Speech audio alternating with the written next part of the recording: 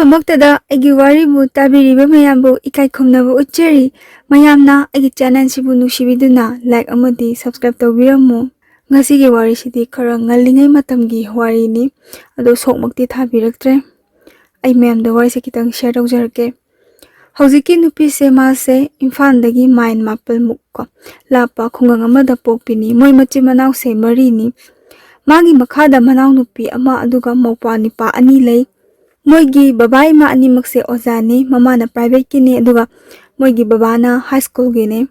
ꯃꯣꯏꯒꯤ ꯏꯃꯥꯁꯦ ꯏꯝꯐꯥꯜ ꯅꯤꯉꯣꯜꯅꯤ, ꯑꯗꯨꯒ ꯀꯩꯅꯣꯗ ꯂꯥꯛꯄꯗ ꯈꯪꯅꯈꯤꯕ ꯃꯣꯏꯒꯤ ꯕꯕꯥ ꯍꯣꯏꯒꯤ ꯂꯝꯁꯦ ꯁꯤꯗꯩꯁꯤꯗ ꯄꯣꯁꯇꯤꯡ ꯂꯥꯛꯄꯗ ꯈꯪꯅꯈꯤꯕꯅꯤ꯫ ꯃꯇꯝꯗꯨꯗ ꯃꯣꯏ ꯕꯕꯥꯗꯤ ꯀꯣꯂꯦꯖ ꯇꯝꯃꯤ ꯍꯥꯏ, ꯑꯗꯨꯒ ꯃꯣꯏꯒꯤ ꯏꯃꯥꯒ ꯂꯨꯍꯣꯡꯂꯕ ꯃꯇꯨꯡꯗ BA ꯄꯥꯁ ꯇꯧꯔꯒꯀꯣ ꯑꯗꯨꯒ ꯑꯣꯖꯥ ꯑꯣꯏꯈꯤꯕꯅꯤ꯫ ꯃꯇꯝꯗꯨꯗ ꯃꯣꯏꯒꯤ ꯏꯃꯥꯁꯦ ꯏꯝꯐꯥꯜ ꯅꯤꯉꯣꯜꯅꯤ ꯍꯥꯏꯗꯤ ꯃꯊꯛꯂꯣꯝ ꯅꯤꯉꯣꯜꯅꯤ ꯍꯥꯏꯕꯒꯤ ꯃꯣꯏꯒꯤ ꯑꯕꯣꯛꯅ ꯀꯌꯥ ꯄꯥꯝꯈꯤꯗꯦ ꯍꯥꯏ, ꯍꯥꯏꯗꯤ ꯃꯣꯏꯒꯤ ꯃꯄꯥ ꯄꯣꯛꯄ ꯕꯕꯥ ꯄꯣꯛꯄ ꯏꯃꯥ ꯏꯕꯣꯛ ꯇꯥꯔꯦ ꯁꯤꯁꯤꯅ ꯀꯌꯥ ꯄꯥꯝꯈꯤꯗꯦ ꯍꯥꯏ꯫ ꯃꯇꯝꯗꯨꯗ ꯃꯣꯏꯒꯤ ꯄꯨꯄꯨꯗꯤ ꯂꯝꯗꯨꯒꯤ ꯂꯧ ꯌꯥꯝ ꯆꯥꯕ, ꯂꯥꯏ ꯌꯥꯝ ꯅꯤꯡꯕ, ꯍꯣꯠꯅꯕ ꯌꯥꯝꯅ ꯀꯟꯕ ꯃꯤ ꯍꯥꯏꯇꯥꯔꯦꯅꯦ꯫ ꯑꯗꯣ ꯃꯁꯥꯒꯁꯦ ꯌꯥꯝ ꯅꯥꯟꯕꯀꯣ, ꯃꯌꯥꯝꯅ ꯅꯥꯜꯂꯤꯕ ꯆꯥꯡꯗꯨꯗꯒꯤ ꯌꯥꯝ ꯀꯥ ꯍꯦꯟꯇꯣꯛ ꯄꯥꯊꯣꯛꯅ ꯅꯥꯟꯕ, ꯂꯝꯇꯨ ꯏꯪꯈꯣꯜ ꯁꯝꯕꯜ ꯌꯥꯝꯅ ꯂꯨꯅ ꯅꯥꯟꯅ ꯊꯝꯕ ꯃꯤꯁꯛꯅꯤ ꯍꯥꯏꯌꯦ꯫ ꯂꯝꯗꯨꯒꯤ ꯃꯤꯁꯤꯡꯅ ꯃꯣꯏꯒꯤ ꯄꯨꯄꯨꯁꯦ ꯌꯥꯝꯅ ꯏꯀꯥꯏ ꯈꯨꯝꯅꯕꯤ ꯍꯥꯏ꯫ ꯉꯥꯁꯨ ꯆꯥꯗꯦ ꯀꯣ ꯃꯣꯏ ꯄꯨꯁꯦ꯫ ꯑꯗꯨꯒ ꯃꯣꯏꯒꯤ ꯕꯕꯥꯒꯤ ꯃꯆꯤꯟ ꯃꯅꯥꯎꯅ 4ꯅꯤ, ꯑꯗꯨꯒ ꯕꯕꯥꯅ ꯑꯍꯟꯅꯤ ꯍꯥꯏ꯫ ꯍꯧꯖꯤꯛ ꯅꯨꯄꯤꯁꯤꯒꯤ ꯃꯣꯏ ꯕꯕꯥꯅ ꯑꯍꯜ, ꯑꯗꯨꯒ ꯃꯅꯥꯎ ꯅꯨꯄꯥ ꯑꯃ, ꯃꯆꯟꯅꯨꯄꯤ 2 ꯂꯩ ꯍꯥꯏ꯫ ꯃꯣꯏꯒꯤ ꯄꯨꯄꯨꯒꯤ ꯋꯥꯔꯛ ꯍꯥꯏꯗꯤ ꯋꯥꯔꯛ ꯆꯦꯠꯄ, ꯊꯕꯛ ꯀꯟꯕ ꯃꯇꯧꯁꯤꯅ ꯃꯣꯏ ꯕꯕꯥꯁꯨ ꯑꯗꯨꯝ ꯃꯄꯥꯅ ꯈꯔ ꯀꯩꯅꯣ ꯇꯧꯕꯒꯤ ꯃꯆꯥꯁꯤꯡꯁꯨ ꯑꯗꯨꯝ ꯃꯇꯨꯡ ꯏꯟꯅꯕꯗꯣꯀꯣ, ꯑꯗꯨꯅ ꯑꯌꯨꯛ ꯉꯟꯇꯥꯅ ꯍꯧꯒꯠꯂꯒ ꯂꯧꯕꯨꯛꯇ ꯂꯧ ꯁꯨꯕ ꯆꯠꯂꯤ, ꯍꯜꯂꯒ ꯁꯥꯏꯀꯜ ꯇꯣꯡꯉꯒ ꯏꯝꯐꯥꯜꯗ ꯑꯃꯨꯛ ꯀꯣꯂꯦꯖ ꯆꯠꯇꯅ ꯈꯣꯠꯇꯅ ꯌꯥꯝ ꯋꯥꯅ ꯍꯣꯠꯅꯖꯔꯛꯄ ꯃꯤꯁꯛꯅꯤ꯫ ꯍꯧꯖꯤꯛꯀꯤ ꯅꯨꯄꯤꯁꯤꯅ ꯃꯥꯅ ꯒ꯭ꯌꯥꯟ ꯇꯥꯔꯛꯄ ꯃꯇꯝꯗ ꯃꯣꯏ ꯕꯕꯥꯅꯀꯣ ꯃꯣꯏꯒꯤ ꯕꯖꯥꯔꯗ ꯏꯪꯈꯣꯜ ꯑꯃ ꯂꯩꯔꯒ ꯌꯨꯝ ꯁꯥꯗꯨꯅ ꯂꯩꯈꯤ ꯍꯥꯏ, ꯃꯣꯏ ꯂꯝꯗꯨꯒꯤ ꯍꯥꯏꯇꯥꯔꯦꯅꯦ꯫ ꯑꯗꯨꯋꯥꯏꯗ ꯗꯨꯀꯥꯟꯁꯨ ꯐꯝꯃꯤ ꯍꯥꯏ꯫ ꯈꯔꯅꯗꯤ ꯕꯖꯥꯔ ꯍꯥꯏ, ꯑꯗꯨꯒ ꯈꯔꯅꯗꯤ ꯀꯩꯊꯦꯜ ꯃꯆꯥ ꯀꯥꯏꯅꯁꯨ ꯍꯥꯏꯅꯩꯀꯣ꯫ ꯑꯌꯥꯝꯕ ꯃꯇꯝꯗ ꯃꯣꯏꯒꯤꯁꯦ ꯅꯨꯡꯊꯤꯟꯗ ꯕꯖꯥꯔ ꯀꯥꯟꯅꯩ ꯍꯥꯏꯌꯦ꯫ ꯑꯗꯨꯒ ꯃꯣꯏꯒꯤ ꯏꯃꯥꯅ ꯑꯌꯨꯛꯇ ꯁ꯭ꯀꯨꯜ ꯆꯠꯂꯨꯔꯒ ꯅꯨꯡꯊꯤꯟꯗ ꯗꯨꯀꯥꯟꯁꯦ ꯐꯝꯃꯦ, ꯑꯗꯨꯒ ꯃꯣꯏꯒꯤ ꯕꯕꯥ ꯍꯜꯂꯛꯑꯒꯁꯨ ꯑꯗꯨꯝ ꯃꯇꯦꯡ ꯄꯥꯡꯕ ꯑꯩꯈꯣꯏꯒꯤ ꯗꯨꯀꯥꯟꯁꯤꯗꯀꯣ꯫ ꯍꯧꯖꯤꯛꯀꯤ ꯅꯨꯄꯤꯁꯦ ꯃꯣꯏꯅ ꯄꯤꯛꯂꯤꯉꯩ ꯃꯇꯝꯗ ꯍꯥꯏꯇꯥꯔꯦꯅꯦ, ꯃꯣꯏꯁꯦ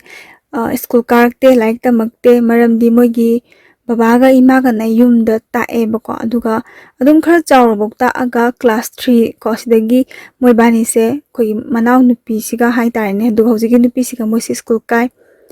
ꯑꯗꯨꯅ ꯌꯥꯝ ꯀꯥ ꯍꯦꯟꯅ ꯂꯤꯗ꯭ꯔꯤꯉꯩꯗ ꯆꯍꯤ ꯅꯧꯔꯞꯅ ꯑꯗꯨꯝ ꯀ꯭ꯂꯥꯁꯁꯦ ꯃꯊꯪ ꯃꯊꯪ ꯀꯥꯏ ꯍꯥꯏ꯫ ꯑꯗꯒꯤ ꯀ꯭ꯂꯥꯁ 8 ꯇꯝꯂꯛꯄꯀꯣ, ꯑꯗꯩ ꯁ꯭ꯀꯨꯜꯒꯤ ꯐꯪꯁꯟꯁꯤꯗ ꯍꯧꯖꯤꯛꯀꯤ ꯅꯨꯄꯤꯁꯦ ꯃꯥꯁꯦ ꯁꯔꯨꯛ ꯌꯥꯝ ꯌꯥꯏꯀꯣ꯫ ꯁ꯭ꯇꯦꯖꯇ ꯊꯣꯛꯄ, ꯋꯥ ꯉꯥꯡꯕ ꯀꯔꯤꯝꯇ ꯀꯤꯗꯦ, ꯏꯀꯥꯏꯕꯁꯨ ꯄꯣꯛꯇꯦ, ꯂꯥꯏꯔꯤꯛꯁꯨ ꯑꯗꯨꯝ ꯐꯅ ꯍꯧꯔꯛꯑꯦ, ꯂꯥꯏꯔꯤꯛꯁꯨ ꯑꯗꯨꯝ ꯊꯋꯥꯏ ꯌꯥꯎꯖꯔꯛꯑꯦꯕ꯫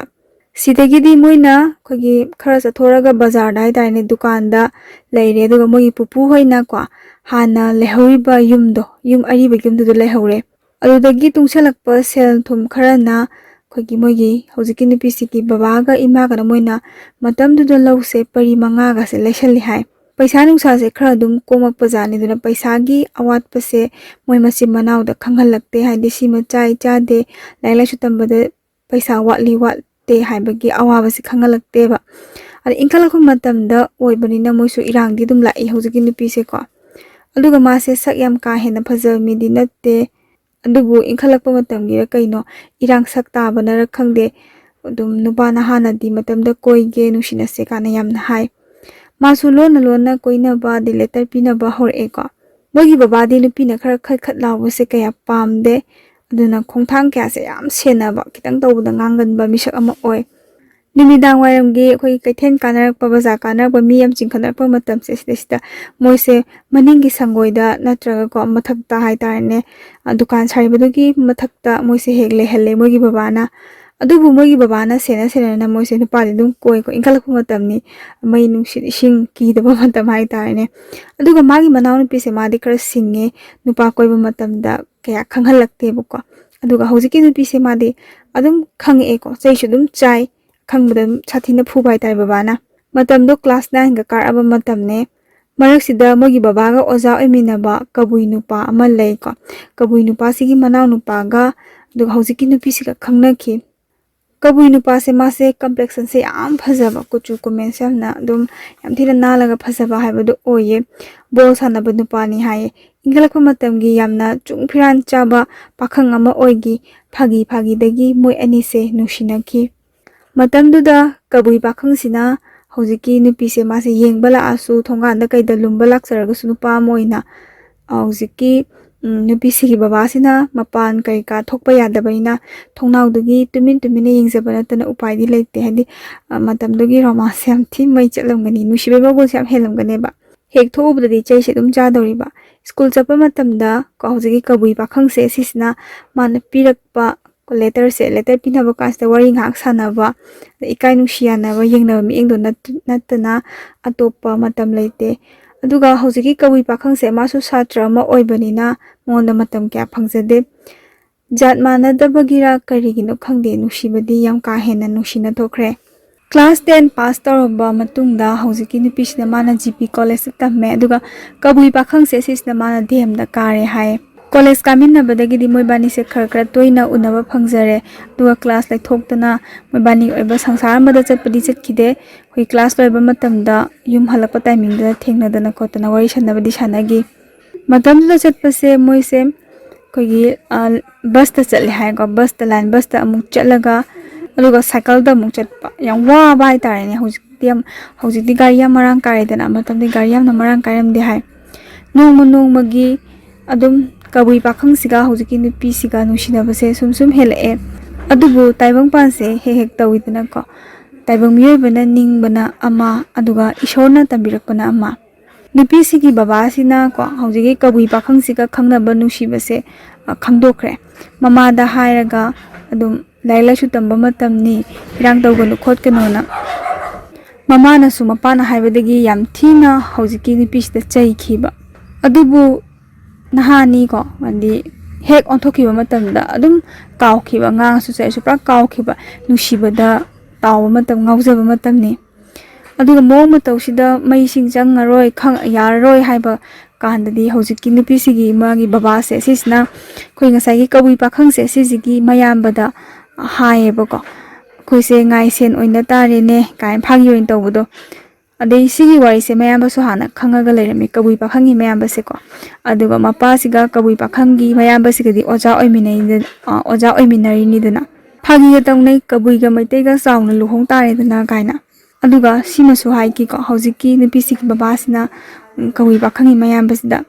jat ko kaimtai ngoda akaiba leite ado hojik nusi ningonda lambi sida sum chatki taradi angangak tanina hewai wa hogani aduna ozana su inawdo mi ama oinaba sembiro aduga agi icha sisu thaba amma tawdri phawdi semlage na moini si hainei asigi wahai sida hojiki kabui pakhang se sigi mayamba se kharadi ikai khibako adum ikaibam thokpani haidi phajabilonda orgasu amana amadagi singba adagi wakhan khanba yam ka hena pot natte duna wasak ngakpa hai tare ne oja sinasu adum yai ko ojana haibado ngamna bo hotna jage na hojiki kabui pakhang se sisigi mayam basna haiki sisigi wari se khogi kainona kabui gi ko kabui pakhangi mayam basna kabui pakhang se loi tamma bajani mi ama oina bo hotna na mayam bana suwa se kan hair bajani mahu pang singi mamang da hai tare ne iman na singi mamang da chom na basilakano na ko chaibi rabajani da mayam basna kitang chaiboi ngangboy numisigi matung dagi moi ani se unase arubawa ma tanagadab le na kawi pakhang sina pausele adamogi anti magi yumda unakhi moi ani se ko aduga wari su sanagi ahalaman singi apamba da ibani punna ngamna hotna se hainakhi adubu moi ani se ngasina unaba loire wari sana roi khanbada moi bani se yam sathina kamina khibado hari ahalaman gi mayokta angang oiribani na duga mama kaino mapaga mayambaga sisu marup oina tinabani na moina haibada indaba sungamdabagi thamo yam songna kaminaki tasingna kainarabagi type ta haida kainarani ko gaina amuhana unaroi ko gaina haibagi thamoida sokibda maina sokki ahingduma tumdana nupi se masu kappaga lenjaki atopa lamda chakibasu natte adubu unararoi wari sanararoi haibagi tamakta nungaijadabado adudagi kabui pakhang sisu adum lakhidre magi manakta hai college ta kai da class loiba timing da lakpado lakhidre ꯅꯣꯡꯃꯗꯤ ꯁꯣꯏꯗꯅ ꯀꯋꯤ ꯄꯥꯈꯪꯒ ꯊꯨꯡꯅꯒꯅꯤ ꯈꯟꯅ ꯂꯥꯏꯔꯤꯛꯇ ꯐꯖꯅ ꯃꯥꯏ ꯑꯣꯟꯁꯜꯂꯦ ꯍꯧꯖꯤꯛꯀꯤ ꯅꯨꯄꯤꯁꯤꯁꯨ ꯃꯣꯏꯕꯥꯅꯤ ꯎꯅꯕꯗ ꯆꯠꯃꯤꯟꯅꯈꯤꯕ ꯋꯥꯔꯤ ꯁꯥꯟꯅꯈꯤꯕ ꯃꯐꯝ ꯀꯌꯥ ꯎꯔꯒ ꯃꯃꯤꯠꯇꯒꯤ ꯃꯄꯤ ꯇꯥꯅ ꯀꯞꯈꯤꯗꯕꯁꯨ ꯅꯠꯇꯦ ꯌꯥꯝꯅ ꯊꯋꯥꯏ ꯅꯨꯡꯉꯥꯏꯇꯅ ꯀꯞꯈꯤ ꯑꯗꯨꯒ ꯅꯤꯡꯁꯤꯡꯂꯨꯔꯒ ꯃꯊꯟꯇ ꯃꯣꯃꯣꯟ ꯃꯤꯅꯣꯛꯁꯨ ꯍꯥꯏꯗꯤ ꯏꯊꯟꯇꯒ ꯂꯩꯔꯒ ꯍꯧꯈꯤꯕ ꯊꯧꯗꯣꯛ ꯀꯌꯥꯗꯣ ꯃꯥꯁꯨ ꯅꯤꯡꯁꯤꯡꯉꯒ ꯃꯊꯟꯇ ꯃꯣꯃꯣꯟ ꯅꯣꯛꯆꯈꯤꯕꯁꯨ ꯀꯌꯥ ꯑꯃꯅꯤ ꯂꯥꯛꯀꯗ꯭ꯔꯗꯤ ꯈꯟꯖꯈꯤꯕꯅꯤ ꯑꯗꯨꯕꯨ ꯍꯧꯖꯤꯛꯀꯤ ꯀꯕꯨꯏ ꯄꯥꯈꯪꯁꯤꯗꯤ ꯃꯥꯗꯤ ꯑꯃꯨꯛ ꯍꯟꯅ ꯂꯥꯛꯈꯤꯗ꯭ꯔꯦ ꯈꯟꯖꯩꯀꯣ ꯍꯧꯖꯤꯛꯀꯤ ꯅꯨꯄꯤꯁꯤꯅ ꯀꯕꯨꯏ ꯄꯥꯈꯪꯁꯦ ꯋꯥꯁꯛ ꯆꯦꯠꯈ꯭ꯔꯦꯗ ꯅꯪꯁꯦ ꯍꯥꯏꯅ ꯁꯤꯒꯤ ꯃꯇꯨꯡ ꯂꯥꯏꯔꯤꯛ ꯃꯈꯥ ꯁꯨꯝ ꯇꯝꯊꯔꯛꯄꯅꯀꯣ ꯍꯧꯖꯤꯛꯀꯤ ꯅꯨꯄꯤꯁꯦ ꯃꯥꯁꯨ BA ꯇꯝꯃꯦ ꯅꯨꯄꯥꯗꯤ ꯍꯥꯏꯔꯛꯄ ꯂꯦꯞꯇꯦ ꯑꯗꯨꯕꯨ ꯃꯥ ꯀꯕꯨꯏ ꯄꯥꯈꯪꯗꯨꯗ ꯊꯃꯣꯏ ꯁꯦꯡꯅ ꯅꯨꯡꯁꯤꯈꯤꯕꯅꯤꯅ ꯃꯉꯣꯟꯗ ꯇꯥꯈꯤꯕ ꯅꯨꯡꯁꯤꯕꯒꯤ ꯃꯃꯤꯁꯦ ꯃꯥ ꯃꯨꯊꯠꯄ ꯉꯝꯗꯦ ꯑꯗꯨꯅ ꯅꯨꯄꯥ ꯑꯇꯣꯞꯄꯗ ꯃꯥꯁꯦ ꯀꯌꯥ ꯈꯣꯏꯖꯪꯗꯦꯕ ꯃꯥꯁꯦ ꯀꯣꯃꯤꯛ ꯄꯥꯕꯁꯦ ꯈꯔ ꯄꯥꯝꯃꯤ ꯍꯥꯏꯗꯤ ꯆꯥꯡ ꯅꯥꯏꯅ ꯑꯗꯨꯝ ꯄꯥꯏꯀꯣ ꯃꯥꯅ ꯆꯥꯡ ꯅꯥꯏꯅ ꯂꯩꯕ ꯗꯨꯀꯥꯟ ꯑꯃ ꯂꯩꯕꯖꯥꯠꯅꯤ ꯑꯗ ꯅꯨꯄꯥ ꯑꯃꯃꯨꯛ ꯊꯦꯡꯅꯔꯦ ꯅꯨꯄꯥꯁꯦ ꯌꯥꯝꯅ ꯆꯤꯡꯂꯦꯝꯃꯤ ꯔꯥꯁꯤ ꯌꯥꯝꯅ ꯂꯩꯀꯣ ꯑꯗꯩ ꯃꯉꯣꯟꯗꯒꯤꯗꯤ ꯍꯧꯖꯤꯛꯀꯤ ꯅꯨꯄꯤꯁꯦ ꯃꯉꯣꯟꯗꯒꯤꯗꯤ ꯈꯔ ꯁꯦꯅꯤꯌꯔ ꯑꯣꯏꯕ ꯃꯤꯅꯦꯕꯀꯣ ꯃꯇꯝꯒꯤ ꯃꯇꯨꯡ ꯏꯟꯅ ꯃꯇꯝꯒꯤ ꯈꯣꯡꯆꯠꯀꯤ ꯃꯇꯨꯡ ꯏꯟꯅ ꯃꯤꯑꯣꯏꯕꯁꯦ ꯃꯈꯟ ꯃꯈꯟ ꯊꯦꯡꯅꯩꯗꯅ ꯃꯥꯁꯨ ꯃꯤꯁꯛꯁꯦ ꯃꯈꯟ ꯃꯈꯟ ꯊꯦꯡꯅꯔꯛꯄꯖꯥꯠꯅꯤ ꯋꯥꯔꯤ ꯁꯥꯟꯅꯕꯗꯒꯤ ꯑꯗꯨꯝ ꯈꯪꯉꯦꯀꯣ ꯍꯧꯖꯤꯛꯀꯤ ꯗꯨꯀꯥꯟ ꯐꯝꯕ ꯅꯨꯄꯥꯁꯦ ꯃꯥꯁꯦ ꯃꯥꯒꯤ ꯊꯕꯛ ꯑꯃ ꯍꯥꯏꯗꯣꯛꯄ ꯉꯥꯏꯕ ꯑꯣꯏꯅ ꯂꯥꯏꯔꯤꯛ ꯌꯣꯟꯐꯝꯁꯤꯗ ꯌꯥꯎꯕꯅꯦꯅ ꯑꯗꯒꯤ ꯁꯤꯗꯒꯤ ꯃꯥꯅ GK ꯀꯝꯄꯤꯇꯤꯁꯟ ꯁꯤꯒꯤ ꯂꯥꯏꯔꯤꯛꯀꯁꯦ ꯁꯤꯁꯦ ꯄꯥꯎ ꯀꯥꯏꯅꯒ ꯄꯤꯔꯛꯑꯦ ꯄꯩꯁꯥꯁꯨ ꯌꯥꯝꯅ ꯂꯧ ꯍꯥꯏꯕꯗꯤ ꯌꯥꯗꯦ ꯅꯨꯄꯥ ꯑꯁꯤꯒꯤ ꯃꯣꯡ ꯍꯥꯗꯕ ꯇꯞꯄ ꯑꯐꯕ ꯄꯥꯎꯇꯥꯛ ꯃꯌꯥꯝꯁꯤꯗꯀꯣ ꯅꯨꯄꯤꯁꯤꯒꯤ ꯋꯥꯈꯜꯁꯤ ꯍꯥꯏꯗꯤ ꯃꯥꯒꯤ ꯋꯥꯈꯜꯁꯦ ꯄꯣꯊꯥꯐꯝ ꯈꯪꯈꯤꯗ꯭ꯔꯕ ꯋꯥꯈꯜꯁꯦ ꯈꯤꯇꯪ ꯄꯣꯊꯥꯕꯒꯨꯝ ꯉꯥꯏꯍꯥꯛꯇꯪ ꯊꯃꯣꯏꯗ ꯋꯥꯈꯜꯗ ꯄꯨꯛꯅꯤꯡꯗ ꯅꯨꯡꯉꯥꯏꯕ ꯃꯥꯒꯤ ꯋꯥꯈꯜꯗꯀꯣ ꯄꯣꯊꯥꯐꯝ ꯑꯗꯒꯤ ꯈꯤꯇꯪ ꯊꯃꯣꯏꯗ ꯄꯨꯛꯅꯤꯡꯗ ꯋꯥꯈꯜꯗ ꯅꯨꯡꯉꯥꯏꯕꯁꯦ ꯌꯥꯎꯕꯒꯨꯝ ꯈꯜꯂꯛꯑꯦꯕ ꯆꯔꯥꯡꯅꯕ ꯃꯥꯒꯤ ꯋꯥꯈꯜ ꯀꯌꯥꯁꯦ ꯇꯞꯅ ꯇꯞꯅ ꯈꯤꯇꯪ ꯀꯣꯛꯈꯤꯕꯒꯨꯝ ꯇꯧꯋꯤ ꯑꯃꯨꯛꯁꯨ ꯈꯟꯖꯈꯤ ꯃꯁꯤ ꯑꯣꯏꯕ ꯇꯥꯔꯦ ꯑꯐꯕ ꯃꯤꯁꯛ ꯊꯦꯡꯅꯕꯁꯦ ꯍꯣꯏ ꯃꯤꯑꯣꯏꯕꯁꯦ ꯑꯐꯕ ꯊꯦꯡꯅꯔꯒꯅ ꯍꯦꯛ ꯐꯩ ꯐꯠꯇꯕ ꯊꯦꯡꯅꯔꯒꯅ ꯋꯥꯏꯗꯅ ꯃꯇꯝꯗꯨꯗ ꯍꯧꯖꯤꯛꯀꯤ ꯅꯨꯄꯤꯅ ꯃꯣꯏꯅ ꯀꯣꯂꯦꯖ ꯆꯠꯄꯁꯦ ꯈꯔ ꯋꯥꯏ ꯍꯥꯏꯀꯣ ꯂꯥꯏꯟ ꯕꯁꯇꯒꯤ ꯑꯃꯨꯛ ꯀꯨꯝꯊꯔꯒ ꯀꯣꯂꯦꯖ ꯐꯥꯎ ꯁꯥꯡꯅ ꯁꯥꯡꯅ ꯈꯣꯡꯅ ꯆꯠꯂꯤ ꯅꯨꯡꯁꯥ ꯌꯥꯝ ꯁꯥꯕ ꯅꯣꯡ ꯆꯨꯕ ꯃꯇꯝꯗꯗꯤ ꯈꯔ ꯋꯥꯏ ꯑꯗꯨꯅ ꯃꯣꯏꯒꯤ ꯏꯃꯥ ꯍꯧꯖꯤꯛꯀꯤ ꯅꯨꯄꯤꯁꯤꯒꯤ ꯃꯃꯥꯁꯦ ꯏꯝꯐꯥꯜꯗ ꯃꯣꯏ ꯃꯟꯗꯣꯝꯆꯥ ꯑꯃꯒꯤ ꯃꯌꯨꯝꯗ ꯑꯗꯨꯝ ꯃꯣꯏ ꯁꯤꯗ ꯂꯩꯊꯣꯛꯄꯁꯨ ꯌꯥꯎꯏ ꯃꯣꯏ ꯃꯕꯣꯏꯗ ꯍꯥꯏꯇꯥꯔꯦꯅꯦ ꯃꯇꯝꯗꯨꯗ ꯑꯩꯈꯣꯏꯒꯤ ꯃꯟꯗꯣꯝꯆꯥꯁꯤꯡꯁꯦ ꯃꯣꯏꯒ ꯂꯦꯡꯒꯥ ꯑꯣꯏꯕ ꯍꯧꯖꯤꯛꯀꯤ ꯅꯨꯄꯤꯁꯤꯒ ꯂꯦꯡꯒꯥ ꯑꯣꯏꯕ ꯑꯗꯨꯒ ꯍꯧꯖꯤꯛꯀꯤ ꯅꯨꯄꯤꯁꯤꯅ ꯍꯦꯟꯅ ꯍꯟꯕ ꯃꯟꯗꯣꯝꯆꯥ ꯌꯥꯎꯋꯦꯕ ꯊꯥꯏꯅꯗꯤ ꯇꯧꯋꯤꯗꯅꯀꯣ ꯍꯥꯏꯗꯤ ꯃꯃꯥꯒ ꯃꯆꯥꯒꯁꯦ ꯃꯆꯥ ꯄꯣꯛꯄꯁꯦ ꯆꯍꯤ ꯏꯈꯦꯠ ꯈꯦꯠꯅꯗꯕꯤꯗ ꯃꯆꯥꯅ ꯄꯣꯛꯏꯕ ꯃꯁꯨꯗꯨꯅ ꯍꯦꯟꯅ ꯄꯣꯛꯏꯕ ꯃꯆꯥꯗꯒꯤ ꯍꯦꯟꯅ ꯆꯍꯤ ꯍꯟꯕ ꯃꯌꯥꯝ ꯌꯥꯎꯋꯤꯗꯅꯀꯣ ꯑꯗꯨꯒꯤ ꯇꯧꯔꯤꯁꯦ ꯁꯤꯗ ꯈꯪꯈꯤꯗꯦꯀꯣ ꯄꯨꯟꯁꯤꯁꯤꯗ ꯈꯝ ꯊꯦꯡꯅ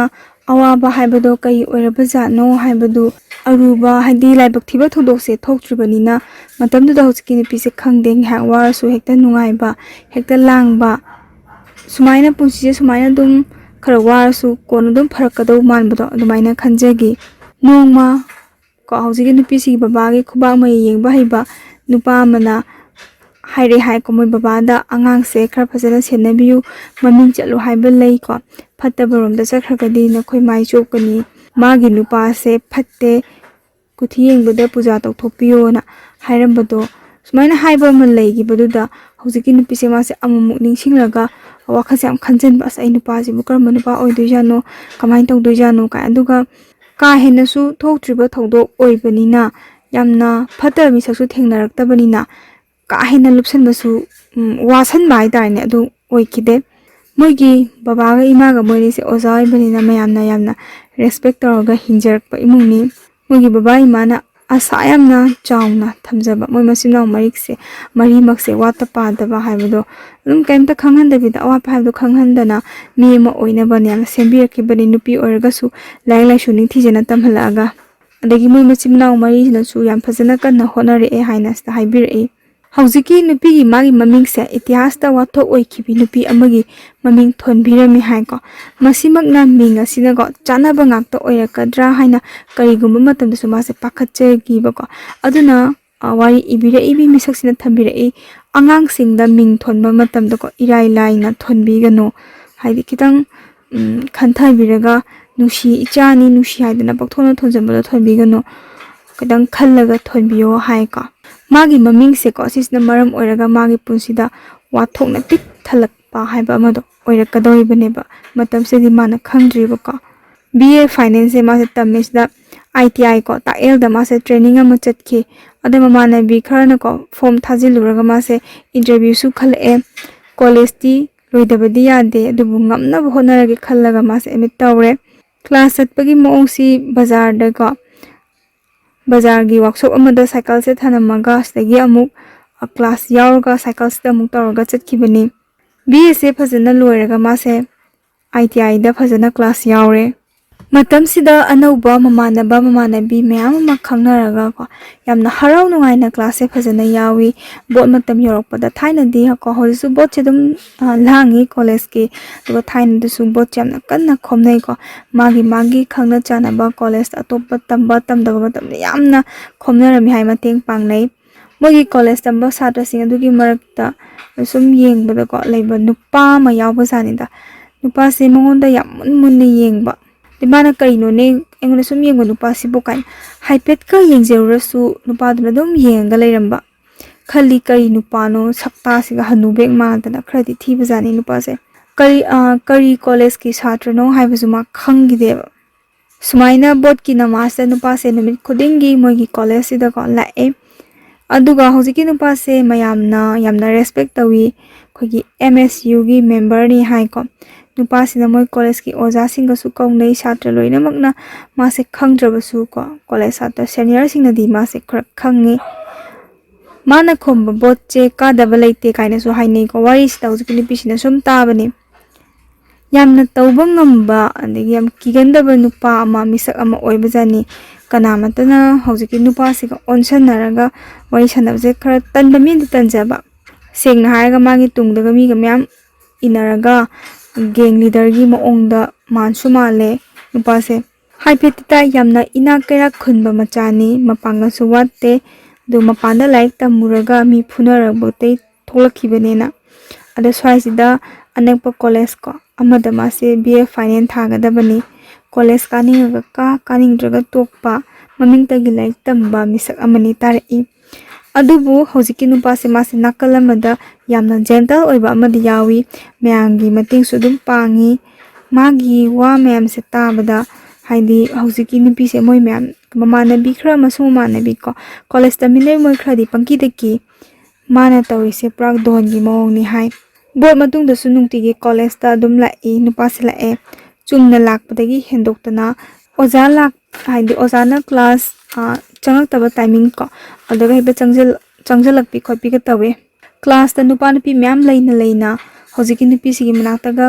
ꯐꯝꯖꯤꯜꯂꯛꯑꯒ ꯀꯥꯏꯗꯩꯅꯣ ꯅꯃꯤꯡꯗꯤ ꯈꯪꯉꯦ ꯀꯥꯏꯅ ꯍꯦꯛꯇ ꯑꯐꯥꯎ ꯁꯥꯖꯤꯜꯂꯛꯄ ꯑꯩꯒ ꯈꯪꯅꯁꯦ ꯀꯥꯏꯅꯒ ꯍꯥꯏꯔꯒ ꯋꯥꯔꯤ ꯀꯌꯥ ꯁꯥꯟꯅꯔꯛꯈꯤ ꯀꯤꯕꯒ ꯍꯩꯅꯗꯕꯒ ꯃꯥꯁꯨ ꯑꯗꯨꯝ ꯄꯥꯎꯈꯨꯝꯁꯦ ꯀꯌా ꯄꯤꯈꯤꯗꯦ ꯃꯥꯅ ꯎꯁꯤꯠꯇꯕꯒꯤ ꯆꯥꯡꯁꯦ ꯍꯧꯖꯤꯛꯀꯤ ꯅꯨꯄꯥꯁꯤꯅ ꯁꯨꯝ ꯍꯦꯟꯖꯜꯂꯛꯄ ꯍꯥꯏꯇꯥꯔꯦꯅꯦ ꯁꯤꯗꯒꯤꯗꯤ ꯀꯣꯂꯦꯖꯀꯁꯦ ꯍꯔꯥꯎ ꯀꯥꯖꯔꯝꯕ ꯍꯧꯖꯤꯛꯀꯤ ꯅꯨꯄꯤꯁꯦ ꯃꯥꯁꯦ ꯀꯣꯂꯦꯖ ꯀꯥꯕꯁꯦ ꯀꯥꯅꯤꯡꯉꯛꯇ꯭ꯔꯦ ꯍꯥꯏꯕ ꯃꯌꯨꯝꯗ ꯑꯩꯈꯣꯏ ꯂꯩꯁꯥꯕꯤꯁꯨ ꯐꯥꯖꯤꯜꯂꯛꯑꯕꯅꯤ나 ꯁꯤꯒꯤ ꯋꯥꯔꯤꯁꯦ ꯍꯥꯏꯗꯤ ꯁꯤ ꯑꯗꯨꯝ ꯍꯥꯏꯗꯣꯛꯄ ꯌꯥꯗꯕꯗꯣ ꯋꯥꯔꯤꯁꯦ ꯍꯥꯏꯗꯣꯛꯄ ꯌꯥꯕ ꯌꯥꯗꯕ ꯂꯩꯇꯅ ꯑꯗ ꯃꯥꯁꯦ ꯌꯥꯝ ꯇꯟꯕꯀꯣ ꯍꯧꯖꯤꯛꯀꯤ ꯅꯨꯄꯥꯁꯦ ꯂꯥꯛꯀꯅꯤ ꯈꯟꯕꯗ ꯁꯥꯎꯅꯤꯡꯕꯅ ꯇꯧꯐꯝ ꯈꯪꯈꯤꯗꯦ ꯃꯁꯥꯁꯦ ꯑꯗꯨꯕꯨ ꯍꯧꯖꯤꯛꯀꯤ ꯅꯨꯄꯥꯁꯦ ꯃꯥꯒꯤꯗꯤ ꯂꯩꯀꯥꯏꯅꯤ ꯍꯥꯏꯇꯥꯔꯦꯅꯦ ꯑꯗꯨꯒ ꯃꯤ ꯎꯁꯤꯠꯇꯕꯀꯣ ꯃꯥꯒꯤ ꯃꯑꯣꯡ ꯃꯇꯧꯁꯤꯅ ꯀꯔꯤ ꯇꯧꯔꯛꯀꯅꯤ ꯈꯟꯕꯗ ꯍꯧꯖꯤꯛꯀꯤ ꯅꯨꯄꯤꯁꯦ ꯃꯥꯁꯦ ꯌꯥꯝꯅ ꯋꯥꯈꯤ ꯅꯣꯡꯃꯁꯨ ꯃꯥꯅ ꯉꯥꯡꯕ ꯋꯥꯗ ꯈꯨꯝꯗꯦ ꯍꯥꯏꯗꯅ ꯑꯩꯈꯣꯏꯒꯤ ꯀꯣꯂꯦꯖꯀꯤ ꯕꯦꯛꯁꯦ ꯁꯤꯗꯩꯁꯤꯗ ꯁꯟꯊꯤ ꯑꯀꯪꯕꯁꯦ ꯈꯨꯜꯂꯒ ꯍꯥꯞꯆꯤꯜꯂꯦ ꯍꯥꯏ ꯇꯁꯦꯡꯅ ꯅꯨꯄꯥꯁꯦ ꯈꯔ ꯀꯣꯛ ꯆꯥꯛꯄ ꯅꯨꯄꯥ ꯑꯣꯏꯕꯖꯥꯠꯅꯤ ꯍꯥꯏꯗꯤ ꯃꯌꯨꯝꯗ ꯃꯥꯒꯤ ꯍꯩꯅꯕꯤ ꯃꯥꯅ ꯍꯥꯏꯔꯤꯈꯩ ꯌꯥꯕꯗꯣ ꯃꯄꯥꯟ ꯊꯣꯛꯂꯒꯁꯨ ꯅꯨꯄꯤ ꯑꯣꯏꯒꯦꯔꯥ ꯅꯨꯄꯥ ꯑꯣꯏꯒꯦꯔꯥ ꯑꯩꯅ ꯍꯥꯏꯔꯤꯈꯩ ꯌꯥꯒꯗꯕꯅꯤ ꯑꯩꯅ ꯍꯥꯏꯔꯒꯗꯤ ꯑꯩ ꯅꯣꯏꯒ ꯂꯩꯃꯤꯟꯅꯅꯤ ꯇꯤꯟꯅꯅꯤ ꯑꯗꯣ ꯑꯩꯅ ꯍꯥꯏꯕ ꯌꯥꯗ꯭ꯔꯒꯗꯤ ꯗꯞ ꯀꯌꯥꯝ ꯇꯧꯕ ꯃꯤꯗꯨꯅꯦꯕ ꯃꯥꯒꯤ ꯃꯑꯣꯡꯁꯤꯗꯀꯣ ꯀꯔꯝꯅ ꯅꯥꯟꯊꯣꯛꯀꯅꯤꯅ ꯈꯟꯕꯁꯦ ꯌꯥꯝ ꯄꯥꯈꯠꯂꯦ ꯃꯃꯥꯟꯅꯕꯤꯁꯤꯡꯅꯁꯨ ꯌꯥꯝꯅ ꯀꯤ ꯑꯗꯣ ꯃꯃꯥꯟꯅꯕꯤꯁꯤꯡꯁꯤꯅꯁꯨ ꯃꯥꯒꯤ ꯑꯇꯇꯥꯏꯗꯤ ꯅꯠꯇꯕꯅꯤꯅ ꯍꯧꯖꯤꯛꯀꯤ ꯅꯨꯄꯥꯁꯤꯗ ꯃꯃꯥꯟꯅꯕꯤꯒꯤꯗꯃꯛꯇ ꯊꯤꯅꯒ ꯉꯥꯡꯕ ꯆꯩꯕ ꯈꯣꯠꯄꯗꯣ ꯉꯝꯗꯦꯕꯀꯣ ꯁꯤꯗꯒꯤ ꯃꯃꯥꯟꯅꯕꯤ ꯃꯣꯏ ꯃꯁꯦꯟꯁꯦ ꯋꯥꯁꯦ ꯈꯟꯅꯔꯦꯀꯣ ꯑꯦꯛꯖꯥꯝ ꯐꯥꯏꯅꯦꯜꯁꯦ ꯄꯤꯗ꯭ꯔꯤ ꯐꯥꯎꯕ ꯁ꯭ꯋꯥꯏꯐꯥꯎ ꯊꯦꯝꯃꯒ ꯂꯣꯏꯅꯔꯣ ꯑꯗꯨꯒ ꯑꯗꯨꯝ ꯌꯥꯔꯦ ꯅꯪꯁꯨ ꯌꯨꯝꯗ ꯑꯗꯨꯝ ꯂꯦꯡꯗꯅ ꯂꯩꯔꯗꯣꯏꯅ ꯊꯦꯡꯅꯔꯔꯣꯏ ꯀꯥꯏꯅꯀꯣ ꯃꯣꯏ ꯁꯨꯃꯥꯏꯅ ꯄ꯭ꯂꯥꯟ ꯍꯣꯠꯅꯔꯒ ꯋꯥ ꯉꯥꯡꯕꯗ ꯈꯔ ꯈꯨꯝꯕ hainingdasu hainingbagi mo usanabase hore maisegi ko hojigi nupasina kaini harau mandana mogi class ki ko nupa nupi pumnamakse canteen daga treat tawkhai matamduda du hojigi nupase ko ai phattaba nam haijage khar phattaba ji nupase mase yamna ka hinba thabakti tawrakte ko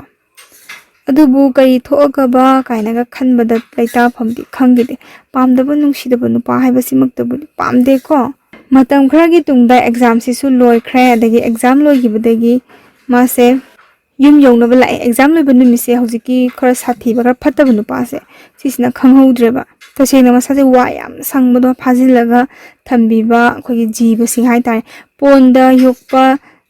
jiba dagi thadoraga maning makha tambado adugi minok tumak hojiki nupi sisu tamjakhiba hojiki nupa se unagani ne khanbagi hojiki nupi sina kijabai ko phattaba nupa se ma thenagani khanbagi infan da phau ma se chatre yam nungaina ingna chikna matam khradi ma se yumda leire mandomsa ko manadi hanba indomsa ri thokpa sise sisu moida leiraga yam nungaina leminajagi moigi lamse ko matam du da laisabi singna labukta kumaga law khulang chatpa se yamna tawnai ikaina de laisabi meyam khulang chatlaga adudagi phanglakpa seldo aduna chak chanaba digli la tawdana khoton tawi adumakti tawdraga sumoidi exam lorakpagi adum mandom sa manaw nupi sing mo sila bukta chatlaga lawlingba pengba yam yawi ko matamduda adamogi baba na suhaningda budu ko moyandi pangda nungaijaba law subaga yengsanba lakpa kasita warni karo kana hitaka tangkhalakpado tangkhatpirakpado tangkhalai hai matam khara sumaya nungaina noktana kheda leibase ishor mana tambiramdre hai exam haido e haiba pause mamana bina pau pir ego ade pau pir kusama se college tadi chatning dre sai nupa do lairam gani na khanbagi ade ma se oja magi mayumda chatlaga hangrage khallaga mandom cha atom siga maga chatpa jan da oja si mayum sida lampen quarter da ni hai ko quarter da ora male da mayang oja ko matam mayang oja amagi manakta chatluraga hangure mase pass tawre haipadagi oja do khurumjaraga tholokpada khogi sumang da hai quarter gi moi sumang lejan sumang da hojiki khra makok chakpa manba nupa se si se leiramme hai adudagi di nupi sina ko nupa se ubade mase pakhatleba nupa sina mamang da khangthat thachal eko adagi oja sina thole ko oja si mayang oja thola kaidonarage na hai hangbajani da adagi nupa sina kam ikai den hangkoina ai ma wari imta ngaktang sanage haibajani haibadagi oja mayang masa se ko maso haipet yenglaga adum thokre hai aduga hojiki nupa sina nupi se chingshille hai ko se thono sale ma se imung amada chingshan bajani aduga kitang kaino su tawi ko ekta chingshala ekta yagadamati koilaw lawgadabani tasina ijat kiraga su sai matang mai hainingi se ko masa ijat kiraga su mana pamdre hai thonga malonjaraga chingshalle haradi koilaw lawgadamni da matam du da ma gyan yaujira pangira amadi tawre ayui bawa khaloni ko sina lagi mandom sa do mana chat khron haibjan hojiki nupa sathi basina ko matam du da mandom sa sam angang ni hai ko adudagi di mandom sa sina mas gi mami se kawra thong se pajan thin bajani di nupa dun hai ma nang chat khro ma di aina thila age haibadi mandom sa se ki boy kai boy dum chat khrai matam du da numit sidagi laibak thiba punsigi khongthang ama haukhre numitudagi hojiki sathi bu nupa khrap kaini pamjadaba nupa sida hojiki nupi se chele nongalaga makhoyi mi la aga ko hojiki nupi se ma se lawrare mogi yumdo aduki mati yam chawi yamna phajai sumang do lebak machet amata udi hai ko matamdu da mamang sanggo su mathak makha sai aduga hojiki nupi se ka choba mada thambire mabu yengba mi mayam amazula e ikon ko na mayambagi nupi ko hojiki nupi se mache thare alu changla ga wari saba hore aduga mate nupa sigi na matai magi na mache ode se sinai nang khoi inaw da ko ma chela ise nang magi maramda kaimta khangdabra natraga khangna la ira haibada hojiki nupi se khumme iche mabu kaidorage na maga aigadi phajana khangnaba natte hek hawbudagi wari dum phajana lithoki sumai tawbu khopane na adudagi di nupa sigi na matai masina sisna wari pumbase imungda loina khangan lebako moi muse wayam phajan tanagi sumna numidang yor eng haki matung da aitarene khange hojiki nupi se ko magi maku ibungo oidoi se ma se nupi ani lole ahan sina ko ꯑꯩꯈꯣꯏ ꯃꯅꯦꯝ ꯄꯣꯛ ꯑꯣꯏꯗꯣꯔꯤꯕ ꯑꯍꯟꯁꯤꯅ ꯌꯥꯝ ꯀꯨꯏꯅ ꯑꯉꯥꯡ ꯌꯥꯎꯗꯕꯗꯒꯤ ꯑꯇꯣꯝꯕꯤꯁꯦ ꯊꯤꯈꯤꯕꯅꯤ ꯑꯗꯨꯗꯒꯤꯗꯤ ꯑꯇꯣꯝꯕꯤ ꯊꯤꯔꯕ ꯃꯇꯨꯡꯗ ꯑꯍꯟꯁꯦ ꯃꯆꯥꯁꯦ ꯃꯊꯪ ꯃꯊꯪ ꯑꯩꯈꯣꯏꯒꯤ ꯑꯉꯥꯡ ꯃꯊꯪ ꯃꯊꯪ ꯌꯥꯎꯁꯜꯂꯛꯄ ꯑꯉꯥꯡ 4 ꯅꯨꯄꯥ 2 ꯅꯨꯄꯤ 2 ꯑꯗꯨꯒ ꯅꯨꯄꯥꯁꯤꯅ ꯃꯥꯒꯤ ꯃꯄꯨꯔꯣꯏꯕ ꯑꯣꯏꯗꯣꯏꯁꯦ ꯁꯤꯁꯤꯗ ꯑꯅꯤꯁꯨꯕ ꯑꯣꯏꯕ ꯃꯌꯥꯝꯕ ꯑꯃꯁꯨ ꯂꯩꯕ ꯃꯅꯦꯝꯕꯣꯛ ꯑꯍꯜꯅ ꯄꯣꯛꯄ ꯃꯆꯥ ꯈꯨꯗꯤꯡꯃꯛꯁꯦ ꯃꯅꯦꯝ ꯑꯇꯣꯝꯕꯤ ꯁꯤꯁꯤꯅ ꯂꯣꯏꯅ ꯌꯣꯛꯏ ꯃꯆꯥ ꯁꯛꯅ ꯑꯗꯨꯅ ꯑꯉꯥꯡ 4ꯁꯤꯅ ꯍꯥꯏꯕ ꯑꯩꯈꯣꯏꯒꯤ ꯑꯄꯣꯛꯄꯤ ꯃꯃꯥꯕꯨꯗꯤ ꯄꯣꯛꯇꯕꯤ ꯃꯃꯥꯁꯤꯅ ꯍꯦꯟꯅ ꯅꯨꯡꯁꯤꯕ ꯈꯟꯖꯕꯗꯣ ꯍꯦꯜꯂꯦꯅ ꯅꯨꯃꯤꯗꯥꯡ ꯍꯥꯏꯇꯥꯔꯦ ꯅꯨꯃꯤꯗꯥꯡ ꯃꯇꯝꯗꯣ ꯅꯨꯄꯥꯗꯣ ꯑꯗꯨꯝ ꯍꯧꯖꯤꯛꯀꯤ ꯅꯨꯄꯤꯁꯤꯒ ꯂꯩꯃꯤꯟꯅꯔꯦ ꯆꯦꯜꯂꯕꯅꯤꯅ ꯑꯩꯈꯣꯏꯒꯤ ꯇꯁꯦꯡꯅ ꯌꯨꯝꯕꯥꯟ ꯃꯔꯤꯗꯣ ꯊꯝꯃꯦ ꯃꯥꯒꯤ ꯅꯝꯖꯥ ꯅꯝꯊꯦꯛꯅꯕ ꯃꯑꯣꯡ ꯈꯔ ꯎꯕꯁꯦ ꯍꯥꯏꯗꯤ ꯅꯨꯄꯤꯅ ꯍꯥꯏꯕ ꯅꯨꯄꯤꯅ ꯌꯥꯅꯤꯡꯗꯕ ꯇꯁꯦꯡꯅ ꯌꯥꯝ ꯁꯦꯡꯅ ꯍꯥꯏꯔꯒ ꯅꯨꯄꯥ ꯑꯃꯅ ꯅꯨꯄꯤ ꯑꯃꯒꯤ ꯍꯛꯆꯥꯡ ꯁꯣꯛꯀꯦ ꯍꯥꯏꯕꯗ ꯌꯥꯅꯤꯡꯗꯕ ꯍꯪꯒꯣꯏꯕ ꯑꯃ ꯎꯠꯄꯗꯁꯨ ꯍꯦꯛꯇ ꯊꯦꯝ ꯈꯣꯠꯇꯅ ꯑꯣꯔ ꯅꯨꯡꯁꯤꯕꯒꯤ ꯏꯪꯒꯤꯠ ꯏꯔꯥꯡ ꯑꯃꯠꯇ ꯎꯠꯇꯕꯤꯗ ꯑꯩꯈꯣꯏꯒꯤ ꯃꯇꯨ ꯁꯣꯜꯂꯦ ꯅꯠꯇ꯭ꯔꯒ ꯅꯨꯄꯤꯅꯤ ꯍꯥꯏꯕꯒꯤ ꯃꯑꯣꯡꯗ ꯌꯥꯝꯅ ꯍꯪꯒꯣꯏꯕ ꯃꯑꯣꯡꯗ ꯅꯝꯖꯥ ꯅꯝꯊꯦꯛꯅꯕꯁꯦ ꯎꯕꯁꯤꯗ ꯃꯥꯁꯦ ꯍꯪꯒꯣꯏꯕ ꯑꯃ ꯐꯥꯎꯋꯦꯕꯀꯣ ꯉꯁꯥꯏ ꯅꯨꯡꯁꯤꯕꯁꯨ ꯅꯠꯇꯦ ꯑꯗꯣ ꯀꯤꯕꯅꯤꯅ ꯃꯥ ꯀꯔꯤꯝꯇ ꯍꯥꯏꯕ ꯉꯝꯈꯤꯗꯦ ꯑꯗꯨꯕꯨ ꯃꯥ ꯀꯤꯕꯅꯤꯅ ꯀꯔꯤꯝꯇ ꯍꯥꯏꯕ ꯉꯝꯈꯤꯗꯦꯕꯀꯣ ꯅꯣꯡꯉꯥꯜꯂꯦꯀꯣ ꯁꯤꯗꯒꯤ ꯑꯍꯜꯁꯤꯡꯅ ꯍꯥꯏꯗꯣꯛꯄ ꯆꯠꯈ꯭ꯔꯦ ꯑꯌꯨꯛꯁꯤꯗ ꯃꯥꯒꯤ ꯃꯄꯨꯔꯣꯏꯕ ꯑꯣꯏꯒꯗꯧꯔꯤꯕ ꯅꯨꯄꯥꯁꯦ ꯃꯥꯒꯤ ꯍꯥꯟꯅꯒꯤ ꯅꯨꯄꯤ ꯂꯩꯕꯇ ꯅꯠꯇꯅ ꯃꯆꯥ 2 ꯑꯃꯁꯨ ꯂꯩꯔꯝꯃꯦ ꯏꯆꯦ ꯑꯣꯏꯔꯤꯕ ꯃꯥꯁꯨ ꯑꯉꯥꯡ ꯍꯥꯏꯗꯤ ꯃꯆꯦ ꯑꯣꯏꯒꯗꯧꯔꯤꯕ ꯅꯨꯄꯤ ꯑꯍꯟꯁꯦ ꯁꯤꯁꯨ ꯌꯥꯝꯅ ꯑꯉꯥꯡꯅꯤ ꯅꯧꯅ ꯃꯌꯨꯝ ꯄꯥꯟꯕꯒꯤ ꯃꯆꯥ 2 ꯁꯨꯕꯅꯤ ꯍꯥꯏ ꯃꯥꯁꯨ ꯍꯧꯖꯤꯛꯀꯤ ꯅꯨꯄꯤꯒꯨꯝꯅ ꯅꯝꯗꯅ ꯂꯧꯕꯤꯕ ꯑꯣꯏꯕꯖꯥꯠꯅꯤꯀꯣ ꯐꯥꯔꯒ ꯅꯝꯂꯧ ꯂꯧꯕ ꯃꯇꯝꯁꯤꯗ ꯍꯧꯖꯤꯛꯀꯤ ꯅꯨꯄꯤꯁꯦ ꯃꯥꯁꯦ ꯀꯣꯛꯆꯥꯎꯕꯤ ꯀꯥꯏ ꯍꯥꯏꯗꯤ ꯃꯥꯒꯤ ꯃꯄꯨꯔꯣꯏꯕ ꯑꯣꯏꯗꯣꯏꯁꯦ ꯈꯔꯒ ꯄꯥꯝꯅ ꯂꯩꯕꯁꯤꯗ ꯁꯤꯒꯤ ꯃꯊꯛꯁꯤꯗꯁꯨ ꯅꯨꯄꯤ ꯑꯉꯥꯡ ꯑꯃꯨꯛ ꯂꯩꯕ ꯑꯣꯏꯔꯝꯃꯦ ꯈꯜꯂꯤ ꯃꯥ ꯍꯧꯖꯤꯛꯁꯦ ꯀꯔꯤ ꯇꯧꯒꯗꯕꯅꯣꯅ ꯈꯟꯐꯝ ꯊꯣꯛꯇ꯭ꯔꯦ ꯋꯥꯈꯜ ꯑꯝꯇ ꯊꯣꯛꯇ꯭ꯔꯦ ꯑꯗꯒꯤ ꯃꯄꯥꯝ ꯂꯝꯗꯝ ꯍꯥꯏꯇꯥꯔꯦꯅꯦ ꯃꯥꯒꯤ ꯃꯌꯨꯝꯗꯁꯨ ꯄꯥꯎꯁꯦ ꯁꯣꯏꯗꯅ ꯇꯥꯔꯝꯒꯅꯤ 이몽도 ꯃꯩ ꯊꯣꯛꯅ ꯆꯥꯛꯑꯝꯒꯅꯤ ꯃꯄꯥꯅ ꯃꯉꯣꯟꯗ ꯊꯝꯈꯤꯕ ꯑꯁꯥ ꯊꯥꯖꯕ ꯑꯗꯒꯤ ꯑꯉꯥꯡ ꯑꯣꯏꯅ ꯑꯃꯨꯛ ꯆꯦꯟꯈꯤꯕ ꯁꯤ ꯃꯩꯆꯥꯛ ꯐꯪꯂꯤꯉꯩꯁꯤꯗ ꯑꯃꯨꯛꯁꯨ ꯃꯆꯥꯅꯨꯄꯤꯗ ꯆꯦꯜꯂꯤꯕ ꯅꯨꯄꯥꯁꯦ ꯑꯇꯣꯝꯕꯤꯅꯤ ꯍꯥꯏꯕ ꯃꯤꯡꯊꯣꯜꯁꯦ ꯄꯨꯝꯅꯃꯛ ꯄꯨꯔꯥ ꯃꯃꯥꯏꯁꯤꯗ ꯄꯨꯔꯥ ꯑꯃꯥꯡꯕ ꯆꯥꯏꯁꯤꯟꯕꯒ ꯃꯥꯟꯅꯈꯤ ꯃꯌꯥꯝꯅ ꯔꯦꯁꯄꯦꯛ ꯐꯖꯅ ꯇꯧꯕ ꯊꯝꯕꯤꯔꯝꯕ ꯃꯣꯏꯒꯤ ꯕꯕꯥ ꯏꯃꯥꯒꯤꯁꯦ ꯌꯥꯝꯅ ꯀꯩ ꯍꯥꯏꯅꯤ ꯏꯀꯥꯏ ꯐꯤꯔꯛ ꯈꯨꯝꯍꯜꯂꯦ ꯈꯟꯕꯗ ꯃꯥꯁꯦ ꯅꯨꯡꯉꯥꯏꯇꯕꯗꯣ ꯃꯪꯗ ꯐꯥꯎꯕ ꯃꯪꯂꯨꯗ꯭ꯔꯕ ꯊꯧꯗꯣꯛ ꯀꯣ ꯁꯤ ꯃꯌꯥꯝꯁꯤꯅꯀꯣ ꯐꯔꯁꯨ ꯐꯠꯇ꯭ꯔꯁꯨ ꯃꯆꯥ ꯅꯤꯉꯣꯜ ꯑꯍꯟ ꯀꯣꯏꯍꯟ ꯂꯥꯏꯍꯟ ꯃꯉꯣꯟꯗ ꯊꯣꯛꯄꯁꯤꯗ ꯃꯃꯥ ꯃꯄꯥꯅ ꯀꯔꯤꯅꯤ ꯍꯥꯏꯅ ꯈꯜꯂꯝꯒꯗꯒꯦ ꯁꯥꯎꯁꯨ ꯌꯥꯝꯅ ꯁꯥꯎꯔꯝꯒꯅꯤ ꯍꯥꯏꯕꯗ ꯃꯥꯁꯦ ꯒ꯭ꯌꯥꯟ ꯇꯥꯗꯕꯗꯣ ꯃꯥ ꯀꯃꯥꯏꯅ ꯍꯧꯖꯤꯛ ꯌꯨꯝꯗ ꯆꯪꯗꯣꯏꯅꯣ ꯁꯤ ꯈꯛꯇ ꯃꯥꯁꯦ ꯈꯪꯗ꯭ꯔꯦꯕ ꯋꯥꯁꯦ ꯉꯥꯡꯒꯅꯤ ꯍꯥꯏꯕ ꯃꯥ ꯀꯥꯎꯔꯦ ꯅꯥꯀꯜ ꯑꯃꯔꯣꯝꯗꯅ ꯃꯆꯦ ꯑꯣꯏꯔꯤꯕꯀꯣ ꯍꯥꯏꯗꯤ ꯃꯥꯒꯤ ꯂꯣꯅꯕꯤ ꯑꯣꯏꯗꯣꯏꯅꯤ ꯃꯥꯅ ꯑꯇꯣꯝꯕꯤ ꯑꯣꯏꯗꯣꯏꯅꯤ ꯑꯗꯨꯒ ꯃꯥꯒꯤ ꯅꯨꯄꯥꯒꯤ ꯅꯨꯄꯤ ꯑꯍꯟꯁꯦ ꯃꯥꯒꯤ ꯃꯤꯠꯀꯤ ꯄꯤꯁꯨ ꯃꯥ ꯎꯈꯤ ꯅꯨꯄꯤ ꯑꯃꯅ ꯀꯌꯥꯃꯨꯛ ꯌꯥꯝꯅ ꯋꯥꯔꯝꯒꯅꯤ ꯃꯔꯛꯁꯤꯗ ꯃꯥ ꯇꯁꯦꯡꯅ ꯑꯣꯛꯇꯕꯤ ꯅꯠꯇꯦ ꯃꯥꯒꯤꯁꯨ ꯑꯩꯈꯣꯏꯒꯤ ꯂꯥꯏꯔꯤꯛ ꯂꯥꯏꯁꯨ ꯇꯝꯃꯒ ꯑꯁꯥ ꯑꯃ ꯑꯗꯒꯤ ꯃꯥꯒꯤꯁꯨ ꯃꯥꯒꯤ ꯅꯨꯡꯁꯤꯕ ꯃꯇꯝꯗꯨꯗ ꯂꯩꯖꯔꯤꯅꯤ ꯑꯗꯨꯒ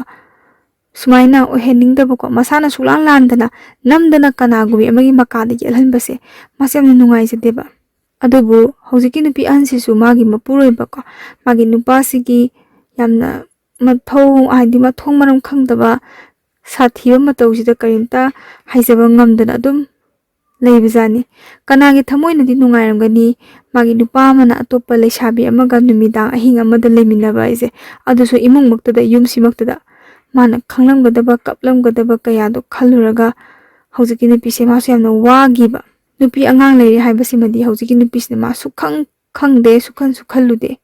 ꯇꯁꯦꯡꯅ ꯃꯥꯁꯦ ꯂꯥꯏꯙꯤꯕꯤ ꯑꯃꯒꯨꯝ ꯀꯣ ꯐꯤ ꯁꯦꯠꯂꯒ ꯂꯥꯏꯙꯤꯕꯤꯗ ꯐꯤꯔꯣꯜ ꯁꯦꯠꯆꯟꯕꯤꯕꯗꯣ ꯊꯋꯥꯏ ꯄꯥꯟꯗꯕ ꯖꯤꯕꯗ ꯁꯨꯃꯥꯏꯅ ꯃꯥꯁꯦ ꯐꯤꯖꯦꯠ ꯂꯩꯇꯦꯡ ꯇꯧꯔꯒ ꯊꯤꯟꯕꯤꯔꯛꯈꯤ ꯊꯤꯜꯂꯛꯄꯁꯤꯅ ꯃꯣꯏꯒꯤ ꯄꯨꯄꯨꯒꯤ ꯃꯌꯨꯝꯁꯤꯗ ꯀꯣ ꯃꯣꯏ ꯃꯄꯨꯒꯤ ꯃꯌꯨꯝꯁꯤꯗ ꯊꯤꯜꯂꯛꯏ ꯄꯨꯄꯨꯅ ꯃꯌꯥꯝꯗꯣ ꯐꯖꯅ ꯊꯤꯜꯂꯛꯄ ꯂꯥꯛꯄ ꯃꯌꯥꯝꯗꯣ ꯐꯖꯅ ꯅꯤꯡꯊꯤꯅ ꯑꯣꯛꯑꯒ ꯋꯥꯍꯩ ꯋꯥꯇꯥ ꯅꯤꯡꯊꯤꯖꯅ ꯍꯥꯏꯔ ꯊꯥꯗꯣꯛꯈꯤ ꯅꯣꯡꯉꯥꯜꯂꯒ ꯀꯣ ꯏꯃꯨꯡ ꯄꯨꯟꯅ ꯄꯨꯄꯨꯒ ꯋꯥ ꯇꯥꯅꯒꯤ ꯂꯨꯍꯣꯡꯗꯕ ꯍꯥꯏꯅ ꯌꯥꯅꯔꯦ ꯃꯊꯪ ꯅꯣꯡꯉꯥꯜꯂꯒ ꯅꯨꯄꯥ ꯃꯌꯨꯝꯗꯒꯤ ꯃꯤ ꯂꯥꯛꯑꯒ ꯄꯨꯄꯨꯗ ꯈꯨꯔꯨꯝꯃꯦ ꯂꯨꯍꯣꯡꯕ ꯍꯥꯏꯗꯤ ꯂꯨꯍꯣꯡꯅꯕ ꯌꯥꯝ ꯍꯥꯏꯖꯩ ꯙꯔꯃ ꯀꯥꯏꯗꯕ ꯃꯣꯏꯒꯤ ꯃꯄꯨꯅꯤ ꯍꯥꯏꯀꯣ ꯂꯋꯥꯏꯗ ꯄꯣꯛꯆꯔꯕꯁꯨ ꯑꯄꯪꯕ ꯃꯤꯗꯤ ꯅꯠꯇꯦ ꯐꯖꯕ ꯋꯥꯍꯩꯅ ꯃꯣꯏ ꯃꯄꯨꯁꯤꯅ ꯑꯗꯨꯝ ꯏꯀꯨ ꯏꯕꯨꯡꯉꯣ ꯍꯥꯏꯗꯤ ꯃꯀꯨ ꯏꯕꯨꯡꯉꯣ ꯑꯣꯏꯒꯗꯧꯕꯀꯣ ꯃꯀꯨ ꯏꯕꯨꯡꯉꯣ ꯑꯣꯏꯒꯗꯧꯔꯤꯕꯁꯤꯗ ꯑꯉꯥꯡ ꯌꯥꯝ ꯑꯣꯏꯔꯤ ꯃꯍꯩ ꯃꯁꯤꯡ ꯈꯔ ꯇꯝꯖꯈꯤꯁꯅꯨ ꯃꯇꯝ ꯈꯔ ꯍꯥꯏꯗꯤ ꯋꯥꯔꯛ ꯋꯥꯇꯦꯝꯃꯒ ꯊꯝꯖꯒꯦ ꯍꯥꯏꯔꯒ ꯑꯗꯨꯃꯥꯏꯅ ꯍꯥꯏꯈꯤꯕꯖꯥꯠꯅꯤꯀꯣ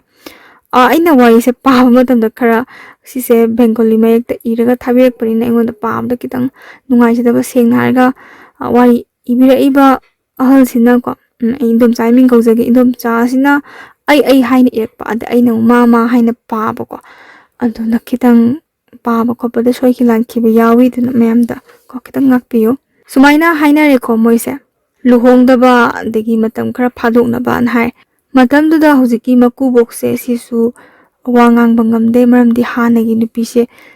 laibanina Numit hini subasta amula ene la aga hojiki mapugi makongse pairaga mapitana khurame ko sumaya nong makangdana sum la aga haizabadagi upai leitre wahaidasu sumaina haiba maku ibungo sinako imong nupi apapata daita puna ma laujerage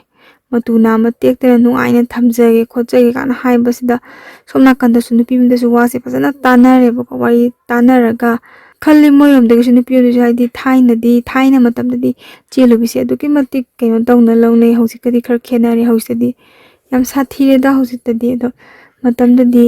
kamain tawjige na khambadagi luhongbada yanare adagi somdagi ahal singsina mo haragana luhongdangdi luhongoba aduga kogi nupi memdagi hainabase sakauba numitta kogi chalhandaba yumda dum lehauba na pharga adum honge tang thoga Pamde nupa leminaba nungaite harga sida leiba na yanareb ko nupi memdagi sidagi mase awang ohun karimta yaudana luhonge kangthol amaga upu amaga phi kharaga hapki matamduda adusu khudakta leiraga hapki wabijani haujiki nupi sigini haibada apamba wakhalon karimta phongdokhiba leite maramdi mase noroki komda putharabini khanjabado haujiki matamda oiragadi warakpinabasi amarang kai matamdadi kogi ina kaya khunba mina khukan pangan ba haujik su tawri tawde haiba natte mase kamaina haini kamaina semdokani nupi ta sulareda thongna khara leibam changi ko nupi khoise irang langna leijaramba ko haujiki nupi si angang oringi degi mana nungaina leyamba se hauti lamlanba ko inthi nungaina khangnadaba thamoina su khoidadaba magida leidorabani adusu atombi oina ko Sida khalubada mase thawa yaudraba hakjang polang tamak oina masa mathantana khanje mahakna soknagadaba lanphamse yamna luba lanpham amani adubu ma lanphamse ngamgadra ngamoidra haibo masana khangjaba ngamgide matamsida moigi dukan parengda dukan phamba ko moi babagi mamanaba magi machanu pana mase angang oringade dum sangjarakpajani ko degi mama pana su kogi thaba hek tawbaga luhongadabni khotamni kainaga yamna hainajaraga thamnajabani mathanda pokpa machanu pase ningba kaiba ubada mama padasu yamna kapki nungaitabadu aduga hojiki nupise mabu luhongba numitasu hojiki maga dukan thangnariba mabu angang oiringedagi lumjarakpa nupadagi mama na makokta nanthabiraga yamna kapki hai kaminaki hai magi oiriba thodok mayamse uraga mogi khundugi mi pumnamak ngakhi nupa memdagi tawrakpa haidi pot khudingmakti loina phajare yam ka hentok pathokna ani na khujing oiraga pidharakpado mit thak thanba kogi mit kani arang ngaktana luhongba haibadu oigi adubu hojiki nupise madi laidibi ko amaga chap manaraga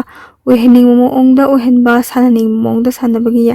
moongdani mabu luhongkhrise mabu popiba mama babagi mittagi pi kangkhide luhongbase nupi memna kanamtana pamkhide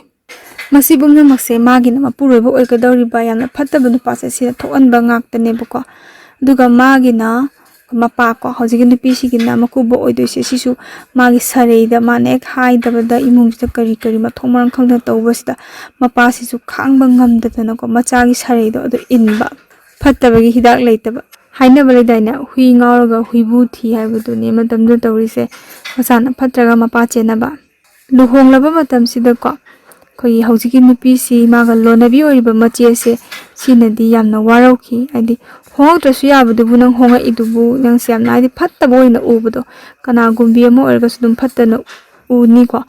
luhonglaba matung haidi luhongba numise sidagi dum leminare ko haidi maga lonabi oriba machesi nakta changdre ko mai nakta dum leire koni makoni ko myang phi sanabagi mi yamnadi haijagi ko hojiki nupi sina asida leiganu ichegi manakta leibiru sona adubu nupasina thawoina tade mai manakta sursu neishalaga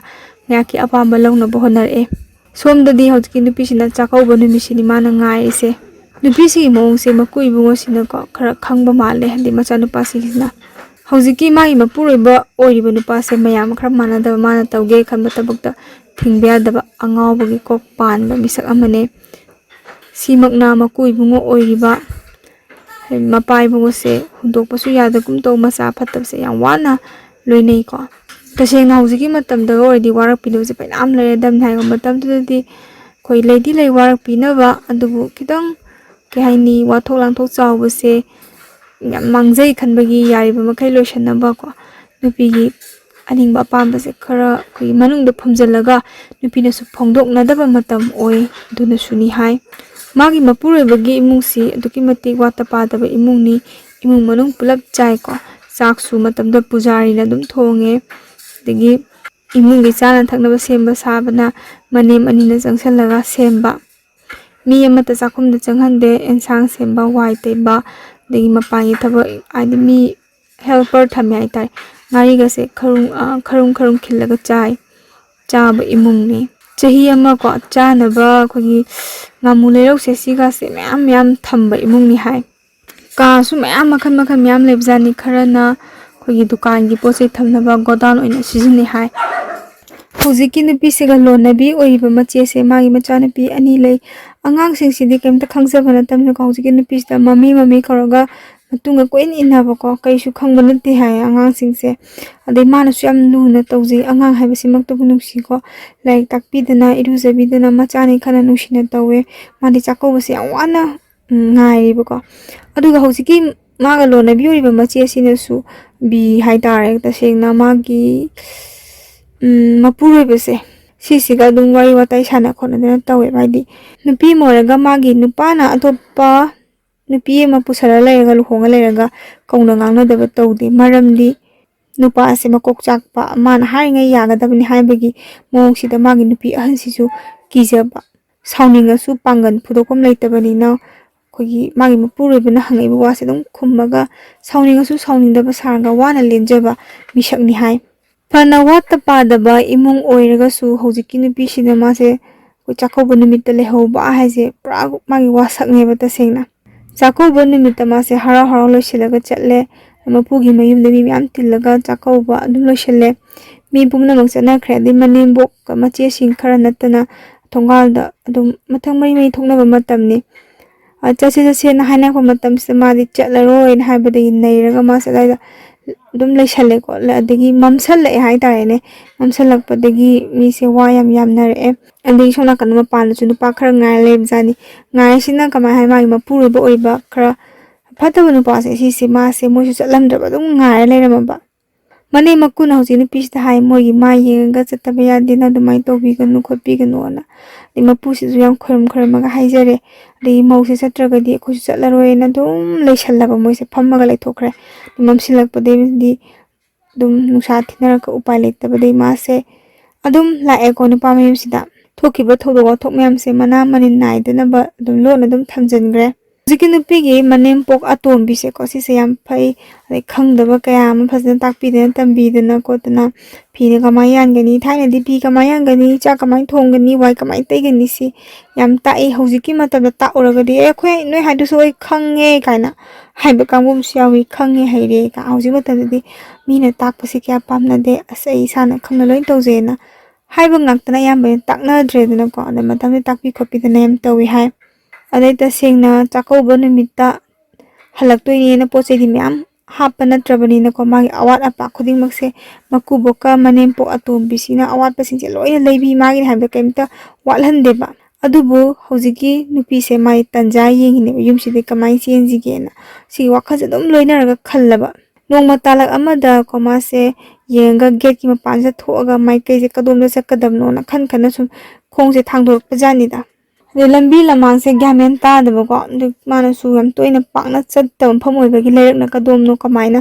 ꯁꯨꯝ ꯈꯜꯂꯒ ꯂꯦꯞꯄ ꯂꯩꯉꯩꯁꯤꯗ ꯃꯅꯦꯝꯄꯣꯛ ꯑꯇꯣꯝꯕꯤꯁꯦ ꯃꯥꯁꯦ ꯐꯥꯔꯒ ꯄꯨꯔꯛꯑꯦ꯫ ꯇꯁꯦꯡꯅ ꯅꯪꯅ ꯁꯨꯃꯥꯏꯅ ꯂꯣꯟꯅ ꯆꯠꯀꯦ ꯇꯧꯔꯤꯁꯦ ꯄꯨꯔꯥ ꯂꯥꯟꯖꯥꯎ ꯑꯃ ꯊꯣꯛꯀꯅꯤꯀꯣꯅ ꯈꯪꯍꯟꯈꯤꯗ꯭ꯔꯦ꯫ ꯃꯄꯨꯔꯣꯏꯕ ꯃꯀꯨ ꯀꯩꯝꯇ ꯇꯥꯍꯟꯈꯤꯗ꯭ꯔꯦꯕꯀꯣ꯫ ꯃꯥꯅ ꯍꯥꯏ, ꯅꯨꯄꯤꯒꯤ ꯄꯨꯟꯁꯤꯁꯦ ꯌꯥꯝ ꯂꯨꯕꯅꯤ꯫ ꯑꯗꯒꯤ ꯑꯩꯁꯨ ꯀꯣ ꯍꯥꯏꯌꯦ ꯃꯅꯦꯝꯄꯣꯛ ꯑꯇꯣꯝꯕꯤꯁꯤꯅ, ꯑꯩꯁꯨ ꯅꯀꯨꯕꯣꯛꯅ ꯄꯥꯈꯪꯅꯤ ꯍꯥꯏꯔꯒ ꯂꯥꯛꯄꯅꯦ, ꯑꯗꯨꯕꯨ ꯅꯃꯥ ꯍꯟꯅ ꯑꯉꯥꯡ ꯌꯥꯎꯗꯕꯗꯩ ꯁꯥꯒꯩꯁꯦ ꯃꯨꯠꯄ ꯇꯥꯔꯦ ꯍꯥꯏꯗꯅ ꯑꯩꯁꯦ ꯊꯤꯕ ꯑꯣꯏꯔꯝꯃꯦ꯫ ꯅꯃꯥꯍꯟꯅꯁꯨ ꯃꯥꯁꯦ ꯆꯠꯈꯤꯅꯨ ꯂꯩꯔꯣ ꯍꯥꯏꯗꯤ ꯑꯉꯥꯡ ꯌꯥꯎꯗꯕꯅꯤꯅ ꯍꯥꯏꯈꯤꯕꯅꯤ ꯍꯥꯏꯌꯦ. ꯑꯗ ꯃꯅꯦꯝꯄꯣꯛ ꯑꯍꯟꯁꯤꯅ ꯃꯅꯦꯝꯄꯣꯛ ꯑꯇꯣꯝꯕꯤꯁꯤꯗꯀꯣ ꯍꯥꯏꯗꯤ ꯃꯥꯅ ꯃꯅꯦꯝꯄꯣꯛ ꯑꯍꯟꯁꯤꯅ ꯑꯉꯥꯡ ꯌꯥꯎꯗꯕꯅꯤꯅ ꯃꯅꯦꯝꯄꯣꯛ ꯑꯇꯣꯝꯕꯤꯁꯤꯅ ꯅꯪꯅ ꯄꯣꯛꯄ ꯅꯆꯥꯗꯣ ꯄꯨꯟꯅ ꯌꯣꯛꯃꯤꯟꯅꯁꯤꯅ ꯍꯥꯏꯔꯒ ꯂꯩꯃꯤꯟꯅꯈꯤꯕꯅꯦ. ꯑꯗꯩ ꯁꯤꯗꯒꯤ ꯃꯥꯅ ꯑꯉꯥꯡꯁꯦ ꯄꯣꯛꯍꯧꯗ꯭ꯔꯦ. ꯍꯥꯏꯗꯤ ꯃꯆꯦ ꯑꯣꯏꯕꯤ ꯃꯅꯦꯝ ꯑꯍꯟꯁꯦ ꯃꯅꯦꯝ ꯑꯇꯣꯝꯕꯤꯒꯤꯗꯤ ꯃꯆꯦ ꯇꯥꯔꯦꯅ. ꯁꯤꯒꯤ ꯃꯅꯦꯝ ꯑꯍꯟꯁꯦ ꯃꯆꯥ ꯑꯣꯏꯅ ꯄꯣꯛꯄꯗꯒꯤ ꯂꯩꯔꯤꯕꯅꯤ. ꯅꯀꯨꯅ ꯑꯩꯈꯣꯏ ꯑꯅꯤꯃꯛꯁꯦ ꯂꯨꯅ ꯂꯣꯏ ꯇꯧꯋꯦ. ꯉꯁꯤ ꯐꯥꯎꯗ ꯏꯆꯤꯟ ꯏꯅꯥꯎꯗꯧꯅ ꯂꯩꯃꯤꯟꯅꯔꯤꯁꯤꯅꯦꯅꯀꯣ ꯍꯥꯏ. ꯃꯅꯦꯝꯄꯣꯛꯅꯁꯨ ꯍꯥꯏꯀꯣ ꯇꯁꯦꯡꯅ ꯏꯆꯥꯁꯤꯡꯁꯦ ꯃꯅꯦꯝꯄꯣꯛ ꯑꯇꯣꯝꯕꯤꯁꯤꯅꯅꯤꯀꯣ ꯇꯁꯦꯡꯅ ꯏꯆꯥꯁꯤꯡꯁꯦ ꯍꯥꯏꯅ ꯇꯥꯟꯅꯕ ꯂꯣꯏꯅ ꯌꯥꯕꯅꯤ. ꯑꯗꯨ ꯅꯪꯒꯤ ꯅꯄꯨꯔꯣꯏꯕꯁꯦ ꯃꯥꯗꯤ ꯈꯤꯇꯪ ꯃꯉꯥꯎ ꯊꯤꯕꯅꯤ. ꯑꯗꯨꯅ ꯃꯉꯣꯟꯗ ꯑꯩꯈꯣꯏꯒꯤ ꯉꯝꯅꯕ ꯇꯥꯟꯅꯔꯨꯅꯨ. ꯇꯁꯦꯡꯅ ꯃꯥꯗꯤ ꯊꯦꯝꯃꯒ ꯍꯥꯏꯅꯔꯒ ꯁꯤꯖꯤꯟꯅꯧꯅ ꯁꯨꯃꯥꯏꯅ ꯇꯥꯛꯄꯤ. ꯃꯌꯥꯝꯒꯤ ꯃꯤꯅꯨꯡꯁꯤ ꯍꯥꯏꯇꯥꯔꯦ. ꯏꯃꯨꯡꯁꯤꯒꯤ ꯃꯀꯨ ꯏꯕꯨꯡꯒꯤ ꯊꯧꯖꯥꯜ ꯃꯅꯦꯝꯁꯤꯡꯒꯤ ꯃꯤꯅꯨꯡꯁꯤꯗ ꯃꯥꯁꯦ ꯄꯨꯔꯥ ꯃꯈꯣꯡ ꯃꯈꯨꯠꯁꯦ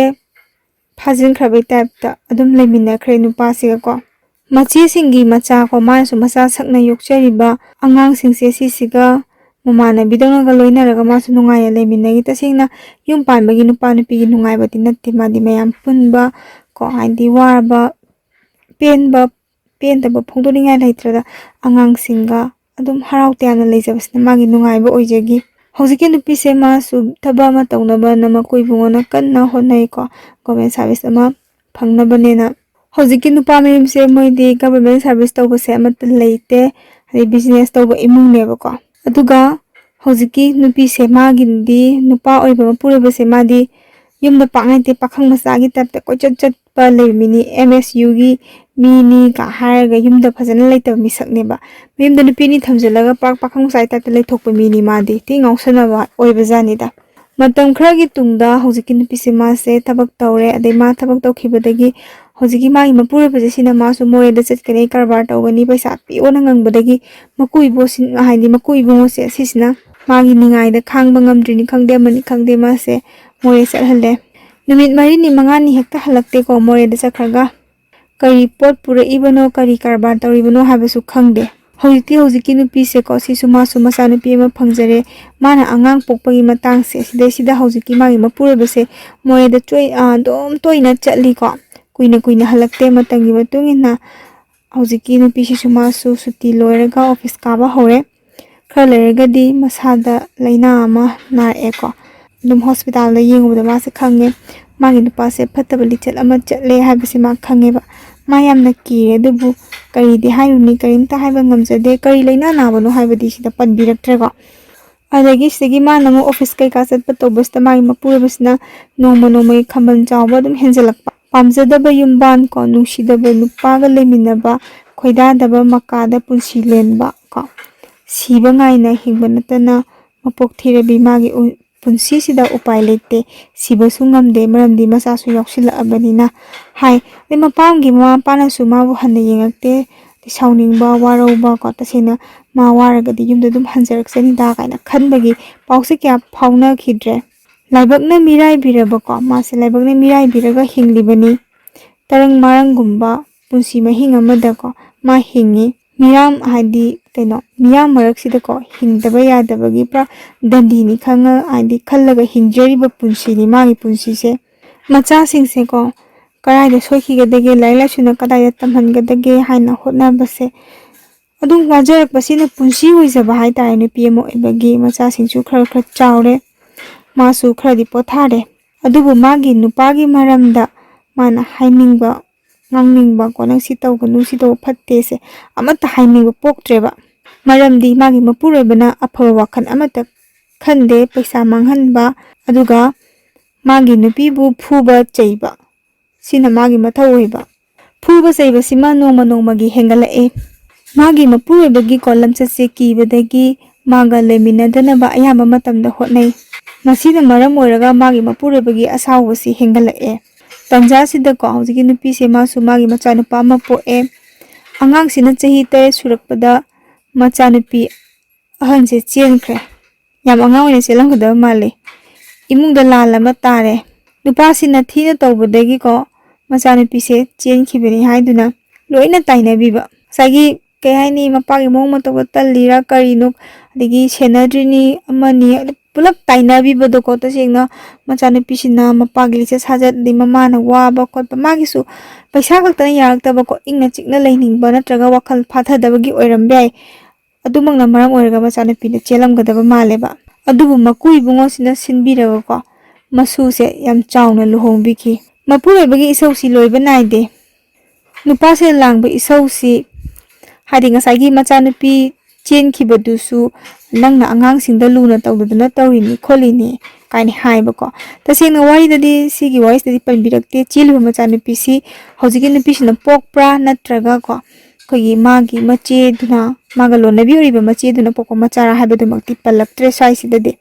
imungsida khana jainabase aduki matik toire maramdi mapurebasina khanabase panghauda hobako ade macha singsi hai tarene magi macha singsi amta nungai jade macha haise ma khaktagi apopa macha du nate ko sagi machi ga poiba macha du su moi macha angang singse nungai bam khangdaba adagi ikui kuiduna amuk kogi ngasagi maga lonabi oiba machi se sigi macha nupi se ani subi se sisu amuk anga oine chenkhre handakti sauraga mapa oiribasina inthokre tha ama changna ko mayam changdana theme angangdo lokhat pire adagi tasingna harau harauna ko macha gumna ade mamanabi gumna mapa leitraba matamda ko mapa na imungda leitraba matamda chaningbada cha adagi noktana khotana leijarambase moi loina mahim panthokibase imungji ichikchi swagi matam sida hojiki nupisi ki magi macha nupa si inkhalakpa matam amu oire angangina inkhalakpa matamda khara thengnaga hanjilakpa yardi yumda changhande yumgi gate mapanda inthoga adum thamba hek haigana oktabigi machani kainaga sumaina ngang khotana mapasina tawi angangse mapandaga ahing supaga thambi ko machanupase segi hojiki mapa oribasina tungkhra matamda ko mapase tungkhre har kanda gate hangbai makhoni tarnimna chekpal se kakhatlaga changlakpasu kayani angangina tungi punsida kai orakani haina sukhan khandaba jum inglaba matamgi ingang ngangsabado adu oiba matamni hojiki nupisigi machanupase angang nupa masasigi thamoi soi hadi masagi mapagi wangang sangang tasengna ai isa nate atopagi masani kai wangang mayamsina angang sigi thamoi se soebako mamana machagi damakta ngamdaba leite hainedana ko stagi nupisina mase sibra changbra ko hadi aigi thokpa dum tawjarage ko masase changningba paisa changjasanu hadi magi mapuroibasina hatke haibasu hatkasanu na khallaga machanupase outside ta laik tamba thakre adagi hojiki magi machanupi se sisina class 10 thagre maning thungdabana masaruk oire macha singse machi ani luhongkhibagi ko sai machi ani luhongkhibase pokminadabadu oidoini ahalna pokpadu oidoini bako adagi mapa nupa laik tambagi ko matamsida makuibona khara mateng pangbibagi su khara phabani moina mateng pangbaduna di oirakpa yarakte ko paisa angang senggolakpada paisa ama changba matamsida wabani henjelakpa mamdi magi mapurebana su sel lo loisanbagi saru ngakta oibanina wabani henjele migi paisa tonba hor'e nupi ama luhongbada changdaba yadraba pot mayamdo mapasinadi karisu adum khangdabida tumina laithokraga chopa yadabanina awat apa mayam ama ko hojiki nupisina menki ko adudagi umacha nupisingse angang yaushilae madi mamani poyeng chayeng adagi chattaba khotaba sana saba hoji matamgi chanabi maruoina imungsigi mai chokadaba khudimak mana mai punana honarebako adubu magi mapurebasina hai lamsotpina kari tawdana magi haidi tasina mingodagi paisa pusalino mana kai smainga ngangba tongambini hairaga chaiba natana adum kani kasu thosabidaba haitarene mana thabidabado mayamna hainaba amma le haiko turonabadagi charonabana hena sathi haibado yamna chumkhraba wafamni haina thambiri paisa manghanba yaba manghalaba matungda ko adu leini ada leini paisa piu haidana mungangba hor'e aduga hojiki nupise magi mapurebasina sel thokkedana aduga magi matai ibungo oidi madi matai ibungo oisi dukan phamdana paisa phajana taleba aduga magi mapuroiba oiriba phatraba misaksina amuk kamain tawgeda nupi mayam maloinaba adagi nupi kore thokpa hotel da leiminaba manghanba sumaina kani dum ngausanaraga leimade maku ibungona kaini tasengna ahal loisalaba sel thung marang kaina tanba ngamaktraba matamdadi maku ibungo sisu saur'e Magi lau saruk dukan loina pire tauningbwa taurona haire. Lau machet ama yolaga tata gari ama lega masa yauna pot puthok pusin tauba ko. Guwahati da chatle. Matam khradi thawai yauna hotnarame.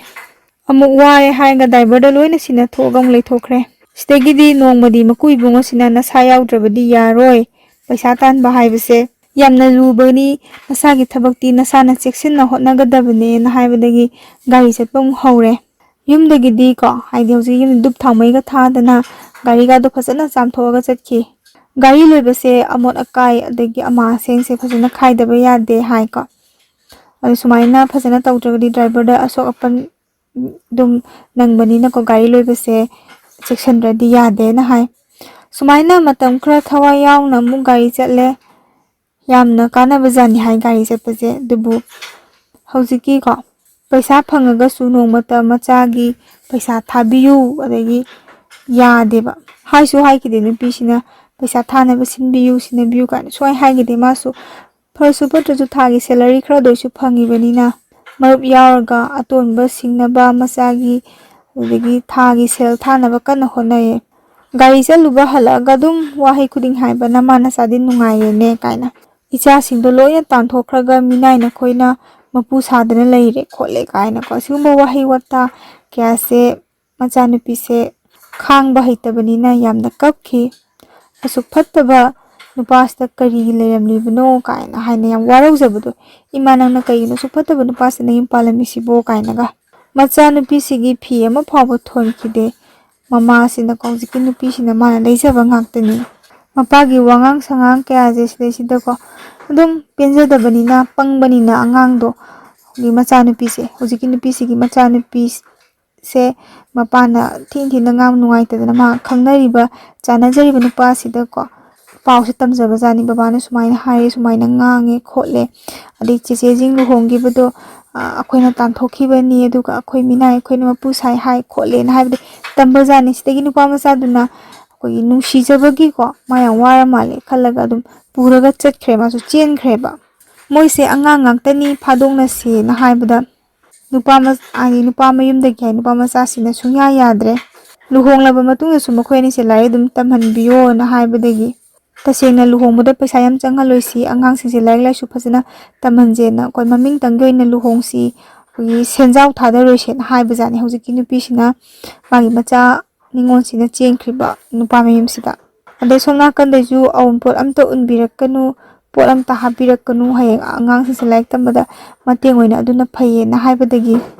adubu ningon su mathanta ngaire haiduna luhongbiki ko phasana dum luhongki matam sida mama oibi magi thamoi se machet tana kaiba haibado oiki nauriba ko magi machanupi maraibakse nauribi magi machanupi gi maraibakse isorda ko tasengna ichagi laibakse thianbiganu afabata ohenbiyo ko haina pi taraga loina khoiram jakhibani mama sina matam sida matamduda nupa macha sigi ko haidi maya oiriba nupa se sijigi mapa se matamduda doctor adum maming chetpa doctor amani hai aduna sel thumgi awatpa lehandana ko macha ani se hadi mamauga degi machaga se tongan ba mafamda tharga laik laisu phajana tamhanki mi amum oitri phawba kan hotnagadabani hainga yam phajana hotnabibado admaina hotnabikhi phattaba migi hidak leite na hai ko more chalinge dum okte ko atida su du mangai hai ko magi lamsa sajche hongdokpa leite gari thoba haire ko hujiki nupa se phattaba nupa se stagi mu kyamen tadana lamsat kama gari nungni do paine khotana thawrabanina digi extend tawbudi makok yam thina soe gari se yam phajana haitringda malum thawjan bazani da the driver ko second driver ga moidi gari degi chungthawbudagi khradi so osu yam ka hena so audre legi hojiki phattaba nupa se gari gadi prap sokre makok tuda mafam tet fotli hai kuina hospitalize tawraga leire matam sida hojiki yam phattaba nupa se sise ma se makoki hidak se sadaba yadre hanagi khra beraga leibaga sathibagi changse nongmagi hengale hanadagi hojiki nupi se uba yadabaga ko hojikna amuga hena hengalakpado oiba hai tarene ko hanadagi magi seba tawbiriba magi nupibu apai potna langakpi isaulanga ko aigi imungse kai kaire kai sumai hara koilauga laubi makoki asokpadi phagre aduga ꯃꯥꯒꯤ ꯃꯅꯨꯡꯁꯤꯗ ꯑꯣꯏꯍꯧꯔꯤꯕ ꯑꯉꯥꯎꯕꯒꯤ ꯂꯩꯅꯥꯗꯨꯗꯤ ꯐꯠꯇꯦ ꯍꯥꯏ꯫ ꯑꯁꯥꯎꯕꯁꯦ ꯌꯥꯝꯅ ꯊꯨꯅ ꯍꯥꯏꯗꯤ ꯌꯥꯝ ꯊꯨꯅ ꯍꯦꯛꯇ ꯁꯥꯎꯒꯠꯈꯤꯕ, control ꯁꯨꯡꯉꯝ ꯉꯝꯗꯕ ꯃꯥꯒꯤ ꯃꯀꯣꯛꯁꯦ ꯑꯣꯏꯍꯧꯔꯦꯕꯀꯣ ꯑꯃꯨꯛꯀ ꯍꯦꯟꯅ꯫ ꯇꯁꯦꯡꯅ ꯉꯥꯎꯔꯒ ꯆꯠꯈꯤꯕꯗꯤ ꯅꯠꯇꯕ ꯈꯜꯂꯦ ꯍꯧꯖꯤꯛꯀꯤ ꯅꯨꯄꯤꯁꯦ ꯃꯥꯁꯦ ꯀꯗꯥꯏꯗ ꯂꯩꯔꯨꯒꯅꯤꯅ꯫ ꯅꯨꯃꯤꯗꯥꯡ ꯑꯃ ꯈꯪꯍꯧꯗꯅ ꯈꯪꯁꯥꯎ ꯁꯥꯎꯒꯠꯂꯛꯑꯒ ꯊꯥꯡꯁꯥꯡ ꯑꯃ ꯄꯥꯏꯔꯒ ꯀꯣꯏꯇꯥꯟ ꯇꯥꯟꯅꯕꯖꯥꯠꯅꯤ꯫ ꯍꯧꯖꯤꯛꯀꯤ ꯅꯨꯄꯤꯁꯦ ꯃꯥꯁꯦ ꯂꯝꯖꯦꯜ ꯌꯥꯡꯃꯟꯕꯗꯒꯤꯀꯣ ꯃꯥꯁꯦ ꯂꯝꯖꯦꯜ ꯌꯥꯝ ꯌꯥꯡꯕꯖꯥꯠꯅꯤꯀꯣ, ꯁꯨꯃꯥꯡꯗ ꯃꯥꯁꯦ ꯆꯦꯟꯕꯖꯥꯠꯅꯤ꯫ ꯊꯥꯡꯁꯤꯅ ꯂꯪꯉꯛꯄꯗ ꯄꯥꯟꯗꯤ ꯄꯥꯜꯍꯧꯗ꯭ꯔꯕꯖꯥꯠꯅꯤ꯫ ꯑꯗꯨꯒ ꯍꯧꯖꯤꯛꯀꯤ ꯅꯨꯄꯤꯁꯤꯁꯨ ꯃꯥꯁꯨ ꯊꯋꯥꯏ ꯍꯤꯡꯅꯕꯀꯣ ꯍꯦꯛꯇ ꯁꯝꯕꯜ ꯑꯃ ꯂꯤꯠꯂꯒꯀꯣ ꯂꯝꯖꯥꯎ ꯇꯥꯅ ꯆꯦꯟꯈ꯭ꯔꯦ꯫ ꯃꯥꯁꯨ ꯀꯟꯅ ꯆꯦꯜꯂꯛꯄꯖꯥꯠꯅꯤ꯫ ꯃꯧ ꯑꯣꯏꯃꯤꯟꯅꯕ ꯃꯣꯏ ꯃꯃꯥꯡꯒꯤ ꯃꯆꯦ ꯑꯃꯒꯤꯗ ꯂꯣꯠꯂꯤ ꯍꯥꯏ꯫ ꯑꯗꯨꯒ ꯍꯥꯏꯔꯤꯕ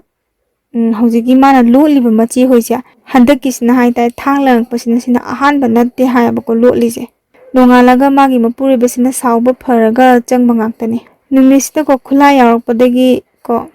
ꯅꯪ ꯑꯃꯨꯛ ꯍꯟꯅ ꯆꯪꯉꯨꯔꯅꯨ, ꯃꯇꯝ ꯈꯔ ꯅꯄꯥꯝꯗ ꯂꯩꯔꯣ, ꯅꯠꯇ꯭ꯔꯗꯤ ꯅꯪ ꯁꯣꯏꯗꯅ ꯁꯤꯔꯅꯤꯅ ꯍꯥꯏꯕꯤꯔꯦꯕꯀꯣ, ꯁꯤ ꯌꯧꯔꯛꯑꯗꯤ ꯌꯥꯔꯔꯣꯏꯅ꯫ ꯁꯨꯃꯥꯏꯅ ꯍꯥꯏꯅꯔꯤꯉꯩ ꯇꯥꯟꯖꯥꯁꯤꯗꯀꯣ ꯃꯥꯒꯤ ꯃꯄꯨꯔꯣꯏꯕꯁꯤꯅ ꯂꯥꯛꯑꯒ ꯑꯩꯈꯣꯏꯒꯤ ꯃꯥꯅ ꯂꯣꯠꯂꯤꯕ ꯃꯆꯦ ꯍꯣꯏꯁꯤꯗꯀꯣ ꯅꯪ ꯀꯔꯤꯒꯨꯝꯕ ꯂꯣꯠꯂꯝꯕ ꯇꯥꯔꯒꯗꯤ ꯀꯌꯥ ꯅꯨꯡꯉꯥꯏꯔꯣꯏ ꯍꯥꯏꯔꯝꯃ ꯆꯠꯈ꯭ꯔꯦ꯫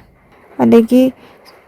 ꯁꯤꯒꯤ ꯋꯥꯍꯩꯁꯦ ꯇꯥꯕꯁꯤꯗ ꯃꯆꯦꯁꯤꯅꯀꯣ ꯌꯥꯝ ꯊꯨꯅ ꯐꯤꯔꯣꯜ ꯑꯐꯕ ꯈꯔ ꯁꯦꯠꯍꯜꯂꯒ ꯊꯨꯅ ꯆꯠꯍꯧꯔꯣ, ꯑꯃꯨꯛ ꯂꯥꯛꯄ ꯇꯥꯔꯦꯅ ꯍꯥꯏꯕꯗꯒꯤ ꯃꯥꯁꯨ ꯎꯄꯥꯏ ꯂꯩꯇꯦ ꯃꯆꯦꯗꯨꯅ ꯄꯩꯁꯥ ꯈꯔꯁꯨ ꯄꯤꯕꯤꯔꯒ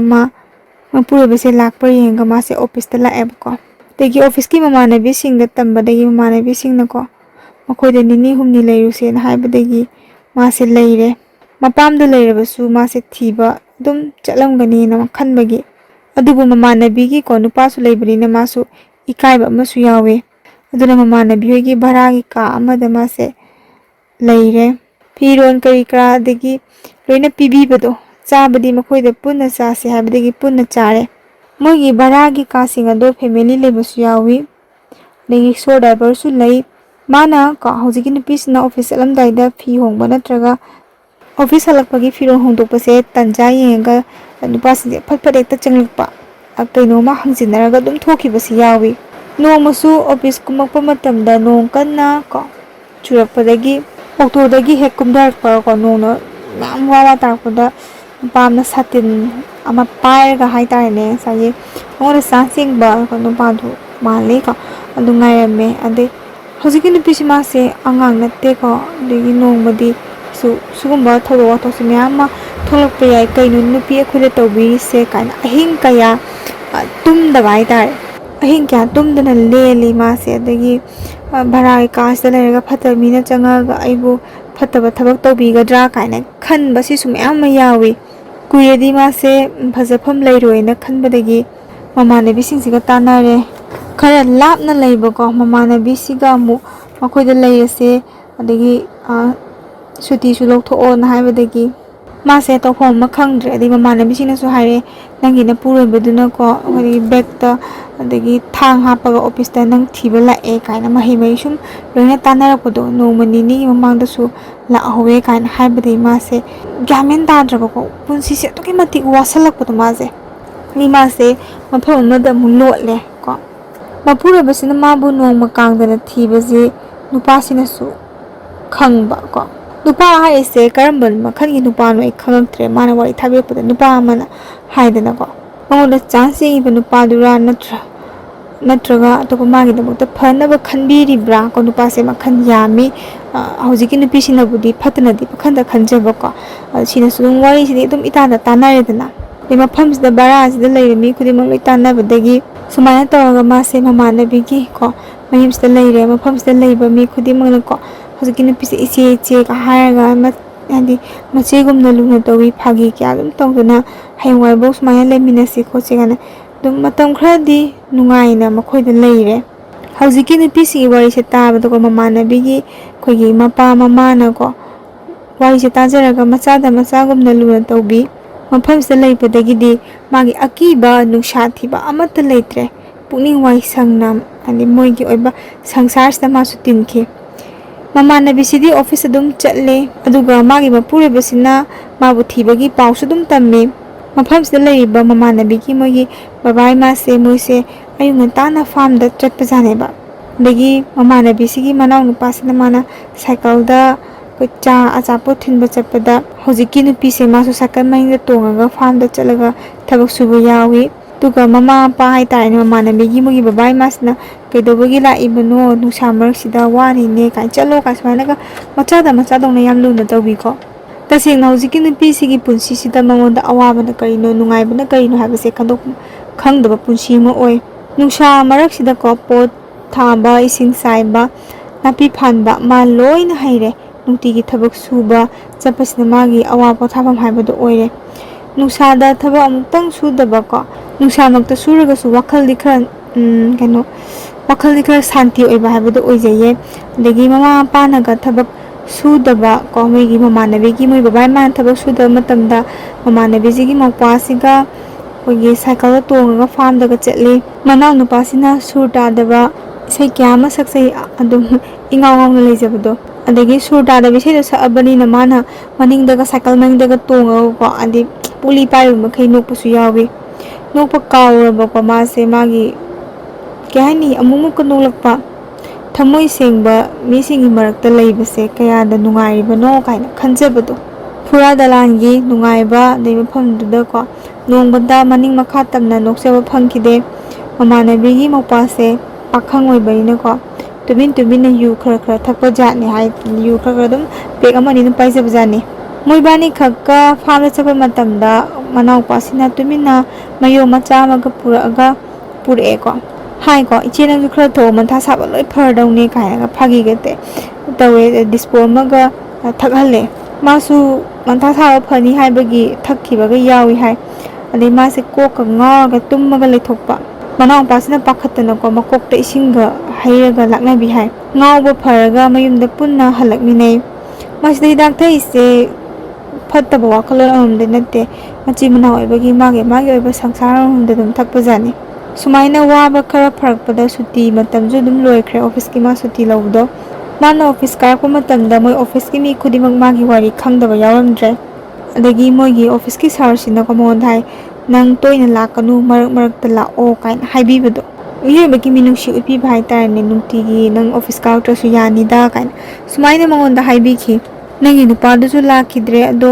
namit na nasing na chatlu ko lukwa adi kaya ni nupa phatabasi adum nupi phatawi magun khangani nupa phatawi magun khangani dana ko do haina sing na chatlo na monda takpire e mana ko hojiki nupi sina wai sangna hingliba punsi se kayam kuine hingadabano ma haiba ngamde machagi paisa chang naina thai mi oidri phawba yumda tholakanu dagi napagi matawdo nang udoi sharu mafamduda phajana leyo na man hai mapana thang paiga tane haibasimadi ma machada khanghankide haidi mi oidri phawba machada khanghaningdabado ingkalakpa matamnina sawa phathaba ngamdabadagi mapado tholak kholak tawraga phuna saina hana khona tawrdi I nai tanagani khanbanina mana machana pasda tamkide hojiki nupi sina mana mamanabigi mayum sida mayung gumda lai ise kuire mafam sigi chanabi phajaba dagi nushiba pumnamak monda chusanaba ngamme poche yonbagi paisa paba angang sing laik takpiba timau singi angang lobiba makhoi mateng pangbiba adagi sumaina tawibasta kay haini imung singsingi misina su yamna harauzai maga thabak tawminariba mamanabi singi mache thokpa makhwati da lay khoi morigi khoi blanket kai ka se moindi yamna pami hai adagi blanket khara puraga koi bla on haiba janida blanket manga taruk musi moisi puraga gwati da pot khara su puthorakse na haina badagi moenisi koi boina chatle mafam duda yauraga ahing ama leiraga hayeng chanaba ticket se ka use na oi bazar se chapajane stegi ticket lawga ko bazar da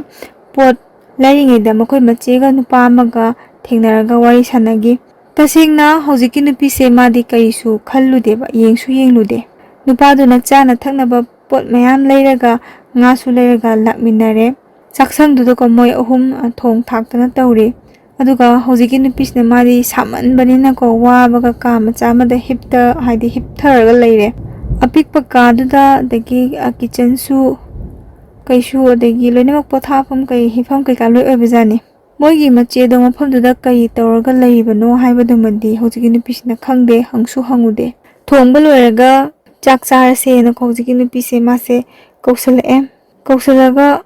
ꯆꯪꯉꯨꯔꯀꯥꯟꯁꯤꯗ ꯄꯨꯔꯥ ꯉꯛꯄ ꯍꯥꯏꯔꯒꯗꯤ ꯉꯁꯥꯏꯒꯤ ꯅꯨꯄꯥꯗꯨꯒ ꯉꯁꯥꯏꯒꯤ ꯄꯣꯠ ꯆꯩꯒ ꯂꯩꯃꯤꯟꯅꯔꯤꯒ ꯃꯆꯦꯒ ꯂꯥꯛꯃꯤꯟꯅꯔꯤꯕ ꯍꯥꯏꯇꯥꯔꯦꯅꯦ ꯃꯣꯏꯅ ꯒꯨꯋꯥꯍꯥꯇꯤꯗ ꯆꯠꯂꯨꯕ ꯏꯃꯨꯡꯁꯦ ꯁꯤꯗ ꯉꯥ ꯇꯥꯎꯕ ꯈꯔꯒ ꯅꯨꯄꯥꯗꯨꯒ ꯍꯤꯗꯥꯛ ꯑꯉꯥꯡꯕꯁꯦꯀꯣ ꯌꯨ ꯑꯉꯥꯡꯕꯁꯤꯁꯦ ꯍꯩꯔꯒ ꯊꯛꯃꯤꯟꯅ ꯂꯩꯔꯝꯃꯦꯕ ꯑꯗꯩꯗꯨꯗ ꯍꯧꯖꯤꯛꯀꯤ ꯅꯨꯄꯤꯁꯤꯅ ꯈꯜꯂꯦ ꯃꯣꯏꯒ ꯈꯪꯅꯖꯕ ꯑꯣꯏꯔ ꯃꯥꯜꯂꯦꯅ ꯑꯗꯒꯤ ꯍꯧꯖꯤꯛꯀꯤ ꯅꯨꯄꯤꯁꯦ ꯎꯕ ꯀꯥꯟꯁꯤꯗ ꯃꯣꯏꯅ ꯍꯧꯖꯤꯛꯀꯤ ꯍꯤꯗꯥꯛ ꯊꯛꯃꯤꯟꯅꯕ ꯅꯨꯄꯥꯒ ꯃꯆꯦꯁꯤꯅ ꯎꯔꯒꯀꯣ ꯃꯣꯏꯒꯤ ꯍꯩꯗꯨꯅ ꯂꯩꯔꯝꯕ ꯍꯥꯏꯇꯥꯔꯦ ꯍꯩꯔꯒ ꯂꯩꯔꯝꯕ ꯌꯨꯁꯦ ꯒ꯭ꯂꯥꯁ ꯑꯃ ꯊꯛꯆꯜꯂꯣ ꯍꯥꯏꯔꯒ ꯄꯤꯔꯛꯑꯦ ꯑꯗꯩꯗꯨꯗ ꯍꯧꯖꯤꯛꯀꯤ ꯅꯨꯄꯤꯁꯦ ꯃꯥꯗꯤ ꯌꯥꯔꯅꯦꯅ ꯍꯥꯏꯕꯖꯥꯠꯅꯤ ꯑꯗꯒꯤ ꯁꯤꯒꯤ ꯃꯣꯏ ꯃꯌꯥꯝꯅ ꯑꯗꯩ ꯒ꯭ꯂꯥꯁ ꯑꯃ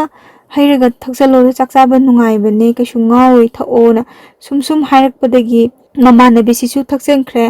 ꯑꯗꯒꯤ ꯃꯥꯕꯨ ꯊꯛꯎ ꯀꯩꯁꯨ ꯇꯧꯔꯣꯏꯅ ꯍꯥꯏꯕꯗꯒꯤ ꯃꯥꯁꯨ ꯊꯛꯑꯦ ꯉꯥꯏꯍꯥꯛ ꯂꯩꯔꯒꯗꯤ ꯐꯖꯅ ꯃꯀꯣꯛꯁꯦ ꯉꯥꯎꯔꯦ ꯍꯥꯏꯌꯦꯕꯀꯣ ꯑꯗꯩ ꯃꯥꯁꯦ ꯐꯃꯨꯡꯗ ꯄꯨꯁꯜꯂꯒ ꯍꯤꯞꯍꯜꯂꯦ ꯃꯀꯣꯛꯁꯦ ꯉꯥꯎꯕꯗꯒꯤ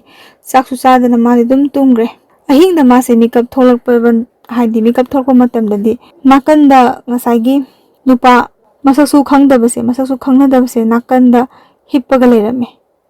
ꯃꯪꯂ ꯅꯠꯇ꯭ꯔꯒ ꯇꯥꯏꯕꯪꯂꯥ ꯈꯟꯕꯁꯤꯗ ꯒ꯭ꯌꯥꯟ ꯑꯃ ꯉꯥꯎꯔꯦ ꯇꯁꯦꯡꯅ ꯃꯣꯏ ꯃꯆꯤꯟ ꯃꯅꯥꯎꯅ ꯍꯧꯖꯤꯛꯀꯤ ꯅꯨꯄꯤꯁꯦ ꯃꯥ ꯃꯁꯥꯃꯛꯁꯦ ꯄꯩꯁꯥ ꯀꯌꯥꯗ ꯌꯣꯟꯊꯣꯛꯂꯤꯕꯅꯣ ꯈꯟꯖꯕꯗꯣ ꯃꯥ ꯀꯔꯤ ꯍꯥꯏꯒꯗꯕꯅꯣ ꯂꯩꯈꯥ ꯇꯥꯕ ꯍꯥꯏꯕꯗꯣ ꯑꯩꯈꯣꯏ ꯁꯦꯟꯅꯍꯧꯗꯕ ꯃꯤꯀꯨꯞ ꯑꯃꯗ ꯑꯣꯏꯈ꯭ꯔꯦ ꯈꯪꯍꯧꯗꯅ ꯃꯥ ꯃꯁꯥ ꯁꯨꯛꯈꯪ ꯈꯪꯍꯧꯗꯅꯀꯣ ꯅꯨꯄꯥ ꯑꯃꯒ ꯑꯍꯤꯡ ꯑꯃꯗ ꯑꯗꯨꯝ ꯅꯨꯄꯥꯁꯤꯒꯤ ꯑꯄꯥꯝꯕꯁꯦ ꯂꯧꯈ꯭ꯔꯦꯕ ꯈꯣꯡꯐꯝ ꯑꯃ ꯁꯣꯏꯈꯤꯗꯅꯕ ꯆꯦꯛꯁꯤꯟꯅ ꯉꯥꯛꯇꯨꯅ ꯊꯝꯖꯔꯛꯄ ꯅꯨꯄꯤꯒꯤ ꯏꯀꯥꯏ ꯈꯨꯝꯅꯕ ꯃꯥꯡꯈ꯭ꯔꯦ ꯃꯣꯏꯁꯤꯀꯣ ꯇꯁꯦꯡꯅ ꯅꯣꯡꯉꯥꯜꯂꯒ ꯅꯨꯄꯥꯗꯨꯒ ꯄꯨꯟꯅ ꯊꯣꯔꯛꯑꯦ ꯍꯧꯖꯤꯛꯀꯤ ꯅꯨꯄꯤꯁꯦ ꯃꯥꯒꯤ ꯃꯃꯥꯟꯅꯕꯤꯁꯤꯗꯀꯣ ꯑꯁꯨꯛꯀꯤ ꯃꯇꯤꯛ ꯃꯥꯁꯦ ꯁꯥꯎꯅꯤꯡꯉꯦ ꯑꯗꯨꯕꯨ ꯆꯪꯖꯐꯝ ꯂꯩꯇꯕꯅꯤꯅ ꯎꯄꯥꯏ ꯂꯩꯖꯗ꯭ꯔꯕ ꯃꯥꯅꯤ ꯁꯤꯒꯤ ꯃꯇꯨꯡꯗꯒꯤ ꯑꯃꯨꯛ ꯅꯨꯃꯤꯠ ꯈꯔ ꯂꯩꯔꯒ ꯆꯪꯖꯐꯝ ꯂꯩꯇꯕ ꯄꯨꯟꯁꯤꯅꯤꯅ ꯃꯥ ꯀꯩ ꯍꯥꯏꯅꯤ ꯁꯥꯎꯅꯤꯡꯉꯒꯁꯨ ꯁꯥꯎꯅꯤꯡꯕ ꯐꯨꯗꯣꯛꯐꯝ ꯂꯩꯇꯕꯗꯣ ꯑꯣꯏꯌꯦꯕ ꯅꯨꯃꯤꯠ ꯈꯔꯅꯤ ꯂꯩꯔꯒ ꯅꯨꯄꯥꯗꯨ ꯃꯣꯏꯅ ꯂꯩꯔꯤꯕ ꯃꯐꯝꯗꯨꯗ ꯑꯃꯨꯛ ꯂꯥꯛꯑꯦ ꯑꯗꯒꯤ ꯅꯨꯄꯥꯗꯨꯅ ꯍꯥꯏꯔꯦ ꯃꯣꯏꯗ ꯂꯩꯔꯁꯤ ꯃꯥꯒ ꯄꯨꯟꯅ ꯂꯩꯔꯁꯤ ꯑꯩ ꯅꯪꯅ ꯇꯧ ꯍꯥꯏꯕ ꯈꯨꯗꯤꯡꯃꯛꯇꯣ ꯇꯧꯔꯒꯦꯅ ꯍꯥꯏ ꯍꯧꯖꯤꯛꯀꯤ ꯅꯨꯄꯤꯁꯤꯒꯤ ꯃꯥꯒꯤ ꯂꯥꯏꯕꯛ ꯊꯤꯕ ꯋꯥꯔꯤꯁꯤꯁꯨ ꯂꯣꯏꯅ ꯈꯪꯉꯒ ꯂꯩꯔꯝꯃꯦꯀꯣ ꯅꯨꯄꯥꯗꯨꯅ ꯍꯧꯖꯤꯛ ꯂꯥꯏꯔꯤꯛ ꯇꯝꯃꯒ ꯂꯩꯕ ꯃꯆꯥ ꯅꯨꯄꯥꯗꯨꯁꯨ ꯃꯥ ꯁꯦꯝꯖꯒꯦ ꯀꯥꯏꯅ ꯍꯥꯏꯔꯛꯑꯦꯕ ꯂꯥꯏꯕꯛ ꯊꯤꯔꯒꯗ ꯂꯥꯛꯄ ꯍꯧꯖꯤꯛꯀꯤ ꯅꯨꯄꯤꯒꯤ ꯃꯥꯒꯤ ꯄꯨꯟꯁꯤꯅꯤ ꯀꯔꯝꯅ ꯈꯨꯗꯣꯡꯊꯤꯕ ꯑꯃꯗꯒꯤ ꯀꯃꯥꯏꯅ ꯉꯥꯛꯊꯣꯛꯀꯗꯒꯦ ꯍꯥꯏꯕꯁꯨ ꯃꯥ ꯈꯪꯗ꯭ꯔꯦ ꯃꯁꯥꯅ ꯑꯔꯥꯟꯕ ꯂꯝꯕꯤꯁꯤꯗ ꯈꯣꯡꯁꯦ ꯊꯥꯡꯖꯟꯒꯦ ꯍꯥꯏꯅ ꯊꯥꯡꯖꯟꯕꯗꯤ ꯅꯠꯇꯕꯀꯣ ꯂꯥꯏꯕꯛꯅ ꯇꯝꯕꯤꯔꯝꯕ ꯍꯥꯏꯒꯗ꯭ꯔꯥ ꯃꯥꯁꯦ ꯑꯩꯈꯣꯏꯒꯤ ꯒ꯭ꯌꯥꯟ ꯇꯥꯗꯕ ꯍꯥꯏꯇꯥꯔꯦ ꯑꯗꯨꯒ ꯒ꯭ꯌꯥꯟ ꯇꯥꯗ꯭ꯔꯒ ꯅꯨꯡꯉꯥꯏꯕ ꯏꯄꯥꯛꯇ ꯇꯥꯈ꯭ꯔꯗꯤ ꯐꯕ ꯑꯋꯥꯕ ꯏꯄꯥꯛꯁꯤꯗ ꯃꯥꯁꯦ ꯇꯥꯔꯒ ꯂꯩꯔꯦ ꯈꯜꯂꯦ ꯃꯊꯟꯇꯁꯨꯀꯣ ꯑꯩꯕꯨ ꯍꯟꯅ ꯑꯋꯥꯕꯒꯤ ꯀꯣꯝꯁꯤꯗ ꯑꯗꯨꯝ ꯊꯥꯗꯕꯤꯔꯤꯁꯤꯕꯨ ꯀꯔꯤꯒꯤꯅꯣꯅ ꯑꯗꯒꯤ ꯑꯃꯨꯛ ꯅꯣꯡꯃ ꯑꯣꯐꯤꯁꯇꯒꯤ ꯀꯨꯝꯊꯔꯛꯄꯒꯀꯣ ꯀꯨꯏꯅ ꯎꯅꯈꯤꯗ꯭ꯔꯕ ꯃꯃꯥꯟꯅꯕꯤ ꯑꯃꯒ ꯊꯦꯡꯅꯩ ꯃꯍꯥꯛꯇꯤ ꯎꯀꯤꯜꯅꯤ ꯃꯃꯥꯟꯅꯕꯤꯗꯨꯅꯀꯣ ꯃꯥꯒꯤ ꯅꯨꯄꯥꯒ ꯊꯦꯡꯅꯕ ꯑꯗꯒꯤ ꯅꯨꯄꯥꯗꯨꯅ ꯃꯥꯒꯤ ꯃꯄꯨꯔꯣꯏꯕꯁꯤꯅ ꯃꯉꯣꯟꯗ ꯍꯥꯏꯔꯝꯕ ꯈꯨꯗꯤꯡꯃꯛ ꯇꯝꯃꯒ ꯌꯥꯝ ꯊꯨꯅ ꯗꯥꯏꯚꯣꯔꯁ ꯇꯧ ꯍꯥꯏꯗꯤ ꯅꯠꯇ꯭ꯔꯒꯗꯤ ꯅꯪ ꯅꯣꯡꯃꯗꯤ ꯁꯣꯏꯗꯅ ꯈꯨꯗꯣꯡꯊꯤꯕ ꯅꯪꯒꯅꯦꯅ ꯍꯥꯏꯕꯤꯔꯛꯑꯦ ꯁꯤꯒꯤ ꯋꯥꯁꯦ ꯇꯥꯕꯁꯤꯗꯀꯣ ꯃꯥꯁꯦ ꯇꯁꯦꯡꯅ ꯈꯥꯏꯅꯕꯁꯤ ꯃꯥ ꯄꯥꯝꯗꯦ ꯃꯆꯥ ꯑꯃ ꯂꯩꯔꯕꯅꯤꯅ ꯅꯣꯡꯃꯗꯤ ꯒ꯭ꯌꯥꯟ ꯇꯥꯔꯛꯀꯗ꯭ꯔꯥ ꯍꯥꯏꯅ ꯈꯟꯕꯅꯤ ꯑꯗꯨꯕꯨ ꯃꯥꯁꯦ ꯎꯄꯥꯏ ꯂꯩꯇꯦ ꯑꯋꯥꯕꯒꯤ ꯃꯊꯛꯇ ꯑꯋꯥꯕ ꯑꯃ ꯁꯤꯗꯒꯤ ꯃꯥꯅ ꯃꯥꯒꯤ ꯃꯄꯨꯔꯣꯏꯕꯁꯤꯒ ꯎꯅꯔꯒ ꯃꯥꯒꯤ ꯑꯄꯥꯝꯕꯗꯣ ꯈꯪꯗꯣꯛꯂꯒꯦ ꯍꯥꯏꯔꯒ ꯃꯥꯁꯦ ꯃꯥꯒꯤ ꯋꯥꯈꯜꯁꯤꯗ ꯂꯦꯞꯈ꯭ꯔꯦ ꯃꯃꯥꯟꯅꯕꯤꯁꯤꯒ ꯇꯥꯟꯅ ꯈꯣꯠꯅꯗꯅ ꯇꯧꯔꯀꯥꯟꯁꯤꯗꯀꯣ ꯅꯨꯄꯥꯁꯤꯅ ꯂꯨꯄꯥ ꯂꯥꯛ 5 ꯄꯤꯌꯨ ꯑꯗꯨꯒ ꯗꯥꯏꯚꯣꯔꯁ ꯄꯦꯄꯔꯗ ꯑꯩꯈꯣꯏꯒꯤ ꯁꯥꯏꯟ ꯇꯧꯒꯦꯅ ꯍꯥꯏꯔꯛꯑꯦ ꯃꯃꯥꯟꯅꯕꯤꯀꯣ ꯎꯀꯤꯜꯁꯤꯅ ꯍꯥꯏꯌꯦꯀꯣ ꯂꯨꯄꯥ ꯂꯥꯛ 5ꯗꯤ ꯃꯥꯗꯤ ꯀꯗꯥꯏꯗꯒꯤ ꯂꯧꯔꯨꯅꯤꯅ ꯌꯥꯝ ꯋꯥꯅ ꯍꯤꯡꯂꯤ ꯑꯉꯥꯡꯒꯤ ꯄꯩꯁꯥꯁꯨ ꯊꯥꯔꯤ ꯌꯥꯝ ꯀꯟꯅ ꯁꯨꯃꯥꯏꯅ ꯍꯥꯏꯅꯕꯗꯒꯤ ꯂꯥꯛ 3ꯗ ꯌꯥꯅꯔꯦ ꯑꯗꯩ ꯁꯤꯒꯤ ꯃꯇꯨꯡꯗꯗꯤ ꯅꯪ ꯃꯉꯣꯟꯗ ꯀꯔꯤꯝꯇ ꯇꯧꯕ ꯌꯥꯔꯔꯣꯏ ꯀꯥꯔꯟ ꯇꯧꯕ ꯈꯣꯠꯄ ꯑꯗꯒꯤ ꯅꯪꯅ ꯈꯤꯇꯪ ꯃꯉꯣꯟꯗ ꯐꯨꯕ ꯆꯩꯕ ꯈꯣꯠꯄ ꯇꯧꯕꯗ ꯅꯪ ꯖꯦꯜ ꯆꯪꯒꯅꯤ ꯍꯥꯏꯕꯗꯒꯤ ꯃꯥꯒꯤ ꯃꯄꯨꯔꯣꯏꯕꯁꯦ ꯄꯩꯁꯥꯗꯣ ꯄꯨꯔꯒ ꯇꯨꯃꯤꯟ ꯆꯠꯈ꯭ꯔꯦ ꯑꯀꯣꯟꯕꯒꯤ ꯅꯨꯄꯥꯀꯣ ꯉꯁꯥꯏ ꯃꯥꯒ ꯑꯍꯤꯡ ꯂꯦꯛꯃꯤꯟꯅꯕ ꯅꯨꯄꯥꯗꯨ ꯃꯥꯜꯂꯦ ꯑꯀꯣꯟꯕꯒꯤ ꯅꯨꯄꯥꯗꯨꯁꯨ ꯍꯥꯏꯗꯤ ꯍꯧꯖꯤꯛꯀꯤ ꯅꯨꯄꯤꯒꯤ ꯄꯥꯎꯁꯦ ꯃꯥꯁꯦ ꯇꯥꯔꯦ ꯃꯃꯥꯟꯅꯕꯤꯗꯨꯅ ꯂꯣꯏꯅ ꯇꯥꯛꯊꯣꯛꯈ꯭ꯔꯕꯖꯥꯠꯅꯤ ꯋꯥꯔꯤꯁꯦ ꯃꯣꯏꯅ ꯑꯁꯨꯛ ꯌꯥꯝꯅ ꯊꯋꯥꯏ ꯌꯥꯎꯔꯤꯕꯁꯦ ꯃꯔꯝ ꯁꯣꯏꯗꯅ ꯂꯩꯔꯝꯒꯅꯤꯅ ꯈꯜꯂꯤ ꯅꯨꯄꯥꯗꯨꯒꯤ ꯇꯧꯕ ꯉꯝꯕꯒꯤ ꯆꯥꯡꯁꯨ ꯅꯣꯡꯃꯒꯤ ꯍꯦꯜꯂꯛꯑꯦ ꯌꯨꯝ ꯌꯥꯎꯅ ꯏꯪꯈꯣꯜ ꯑꯃꯁꯨ ꯂꯩꯔꯦ ꯃꯥꯕꯨ ꯊꯥꯖꯅꯕ ꯀꯣꯔꯠ ꯃꯦꯔꯦꯖ ꯇꯧꯁꯤ ꯍꯥꯏꯔꯦ ꯁꯤ ꯃꯌꯥꯝꯁꯦ ꯇꯥꯔꯒꯀꯣ ꯃꯥꯁꯦ ꯄꯨꯟꯁꯤꯁꯦ ꯁꯤꯈꯤꯕꯅ ꯍꯦꯟꯅ ꯏꯪꯒꯅꯤꯅ ꯈꯟꯖꯩ ꯃꯆꯥꯅꯨꯄꯥꯅ ꯃꯍꯩ ꯃꯄꯨꯡ ꯐꯥꯅ ꯇꯝꯕ ꯂꯣꯏꯔꯒ ꯊꯣꯛꯂꯛꯄꯗ ꯀꯥꯏꯔꯕ ꯌꯨꯝ ꯃꯐꯝ ꯈꯪꯈꯤꯗ꯭ꯔꯕ ꯃꯃꯥ ꯀꯣꯏꯊꯤ ꯊꯤꯖꯔꯛꯄꯖꯥꯠꯅꯤ ꯑꯗꯨꯕꯨ ꯍꯧꯖꯤꯛꯀꯤ ꯅꯨꯄꯤꯁꯤꯅ ꯃꯥꯁꯦ ꯅꯨꯄꯥ ꯑꯃꯁꯤꯒ ꯑꯗꯨꯝ ꯂꯩꯈ꯭ꯔꯦꯀꯣ ꯑꯀꯣꯟꯕꯩ ꯅꯨꯄꯥꯁꯤꯒ ꯁꯤ ꯃꯥꯅ ꯃꯆꯥꯒꯤ ꯃꯃꯥꯡꯗ ꯃꯥꯁꯦ ꯂꯦꯞꯄ ꯉꯝꯗ꯭ꯔꯦ ꯃꯥꯁꯨ ꯑꯗꯨꯝ ꯀꯔꯤ ꯍꯥꯏꯅꯤ ꯃꯥꯒꯤ ꯄꯨꯟꯁꯤꯒꯤ ꯐꯅꯕꯒꯤꯗꯃꯛꯇ ꯋꯥꯈꯜ ꯐꯥꯊꯗꯕꯒꯤꯔ ꯀꯔꯤꯅꯣ ꯒ꯭ꯌꯥꯟ ꯇꯥꯗ꯭ꯔꯦ ꯑꯗꯨ ꯃꯥ ꯃꯆꯥꯒꯤ ꯃꯃꯥꯡꯗꯗꯤ ꯃꯥ ꯂꯦꯞꯄ ꯉꯝꯈꯤꯗ꯭ꯔꯦ ꯑꯃꯨꯛꯁꯨ ꯋꯥꯗꯕꯗꯤ ꯉꯝꯗꯦ ꯀꯣꯔꯠ ꯃꯦꯔꯦꯖ ꯇꯧꯏꯀꯣ ꯃꯥ ꯑꯀꯣꯟꯕꯒꯤ ꯅꯨꯄꯥꯁꯤꯒ ꯃꯥꯅ ꯆꯪꯖꯐꯝ ꯂꯧꯔꯤꯕ ꯃꯃꯥꯟꯅꯕꯤꯁꯤꯒꯤ ꯃꯣꯏꯒꯤ ꯕꯕꯥ ꯏꯃꯥꯗ ꯃꯥꯁꯦ ꯈꯣꯏꯔꯝꯖꯔꯦ ꯃꯆꯤ ꯃꯅꯥꯎꯗꯧꯅ ꯂꯣꯏꯅꯔꯝꯕ ꯑꯉꯥꯡꯁꯤꯡꯒꯁꯨ ꯀꯞꯅ ꯀꯞꯅ ꯃꯥꯁꯦ ꯑꯗꯨꯝ ꯕꯤꯗꯥꯏ ꯄꯤꯅꯈꯤꯕ ꯍꯥꯏꯇꯥꯔꯦ ꯍꯥꯏꯖꯈꯤ ꯃꯥꯅꯀꯣ ꯕꯕꯥ ꯏꯃꯥ ꯑꯩ ꯑꯋꯥꯕ ꯄꯨꯝꯕ ꯀꯣꯛꯆꯔꯒꯦꯅ ꯃꯣꯏꯅꯁꯨ ꯕꯣꯔ ꯄꯤꯕꯤꯔꯛꯏ ꯍꯧꯖꯤꯛ ꯃꯥ ꯇꯥꯏꯕꯪꯄꯥꯟꯒꯤ ꯃꯤꯅꯣꯛ ꯃꯩꯁꯥ ꯃꯔꯛꯁꯤꯗ ꯑꯅꯧꯕ ꯅꯨꯄꯥꯗꯨꯒꯤ ꯃꯤꯅꯨꯡꯁꯤ ꯃꯈꯥꯗ ꯂꯩꯔꯤ ꯃꯔꯥꯏꯕꯛꯅ ꯊꯤꯔꯕꯀꯣ ꯑꯊꯤꯕ ꯃꯤꯡꯊꯣꯟ ꯂꯣꯅꯕꯤ ꯍꯥꯏꯕꯁꯤꯗꯤ ꯃꯥꯒꯤꯗꯃꯛꯇ ꯇꯝꯕꯤꯔꯝꯃꯦ ꯃꯥꯒꯤ ꯑꯅꯧꯕ ꯅꯨꯄꯥ ꯑꯀꯣꯟꯕꯒꯤ ꯃꯥꯒꯤ ꯃꯄꯨꯔꯣꯏꯕ ꯑꯣꯏꯔꯤꯁꯤ ꯃꯃꯤꯡ ꯆꯠꯄ ꯃꯤꯁꯛ ꯑꯃꯅꯤ ꯃꯥꯒꯤ ꯃꯈꯜ ꯀꯌꯥꯒꯤ ꯒꯥꯔꯤ ꯂꯩꯀꯣ ꯃꯥꯒꯤ ꯅꯨꯄꯤ ꯂꯩ ꯃꯆꯥ ꯂꯩ ꯄꯨꯝꯅꯃꯛ ꯂꯩ ꯑꯁꯤꯅꯤ ꯃꯥꯁꯦ ꯍꯟꯖꯤꯟ ꯍꯟꯖꯤꯟꯅ ꯂꯣꯅꯕꯤ ꯑꯣꯏꯔꯦꯕ ꯁꯤꯕꯁꯨ ꯉꯝꯗ꯭ꯔꯕꯤ ꯃꯥꯒꯤ ꯃꯁꯥꯒꯤ ꯑꯄꯥꯝꯕꯗ ꯑꯣꯅꯤꯡꯕ ꯃꯑꯣꯡꯗ ꯑꯣꯟꯗ꯭ꯔꯕ ꯂꯥꯏꯙꯤꯕꯤꯒꯨꯝ ꯍꯥꯏꯇꯥꯔꯦꯅꯦ ꯍꯤꯡꯂꯤꯕ ꯃꯥꯒꯤ ꯄꯨꯟꯁꯤꯅꯤ ꯁꯤꯅꯤ ꯃꯥꯒꯤ ꯄꯨꯟꯁꯤꯒꯤ ꯑꯣꯏꯕ ꯋꯥꯔꯤꯁꯤ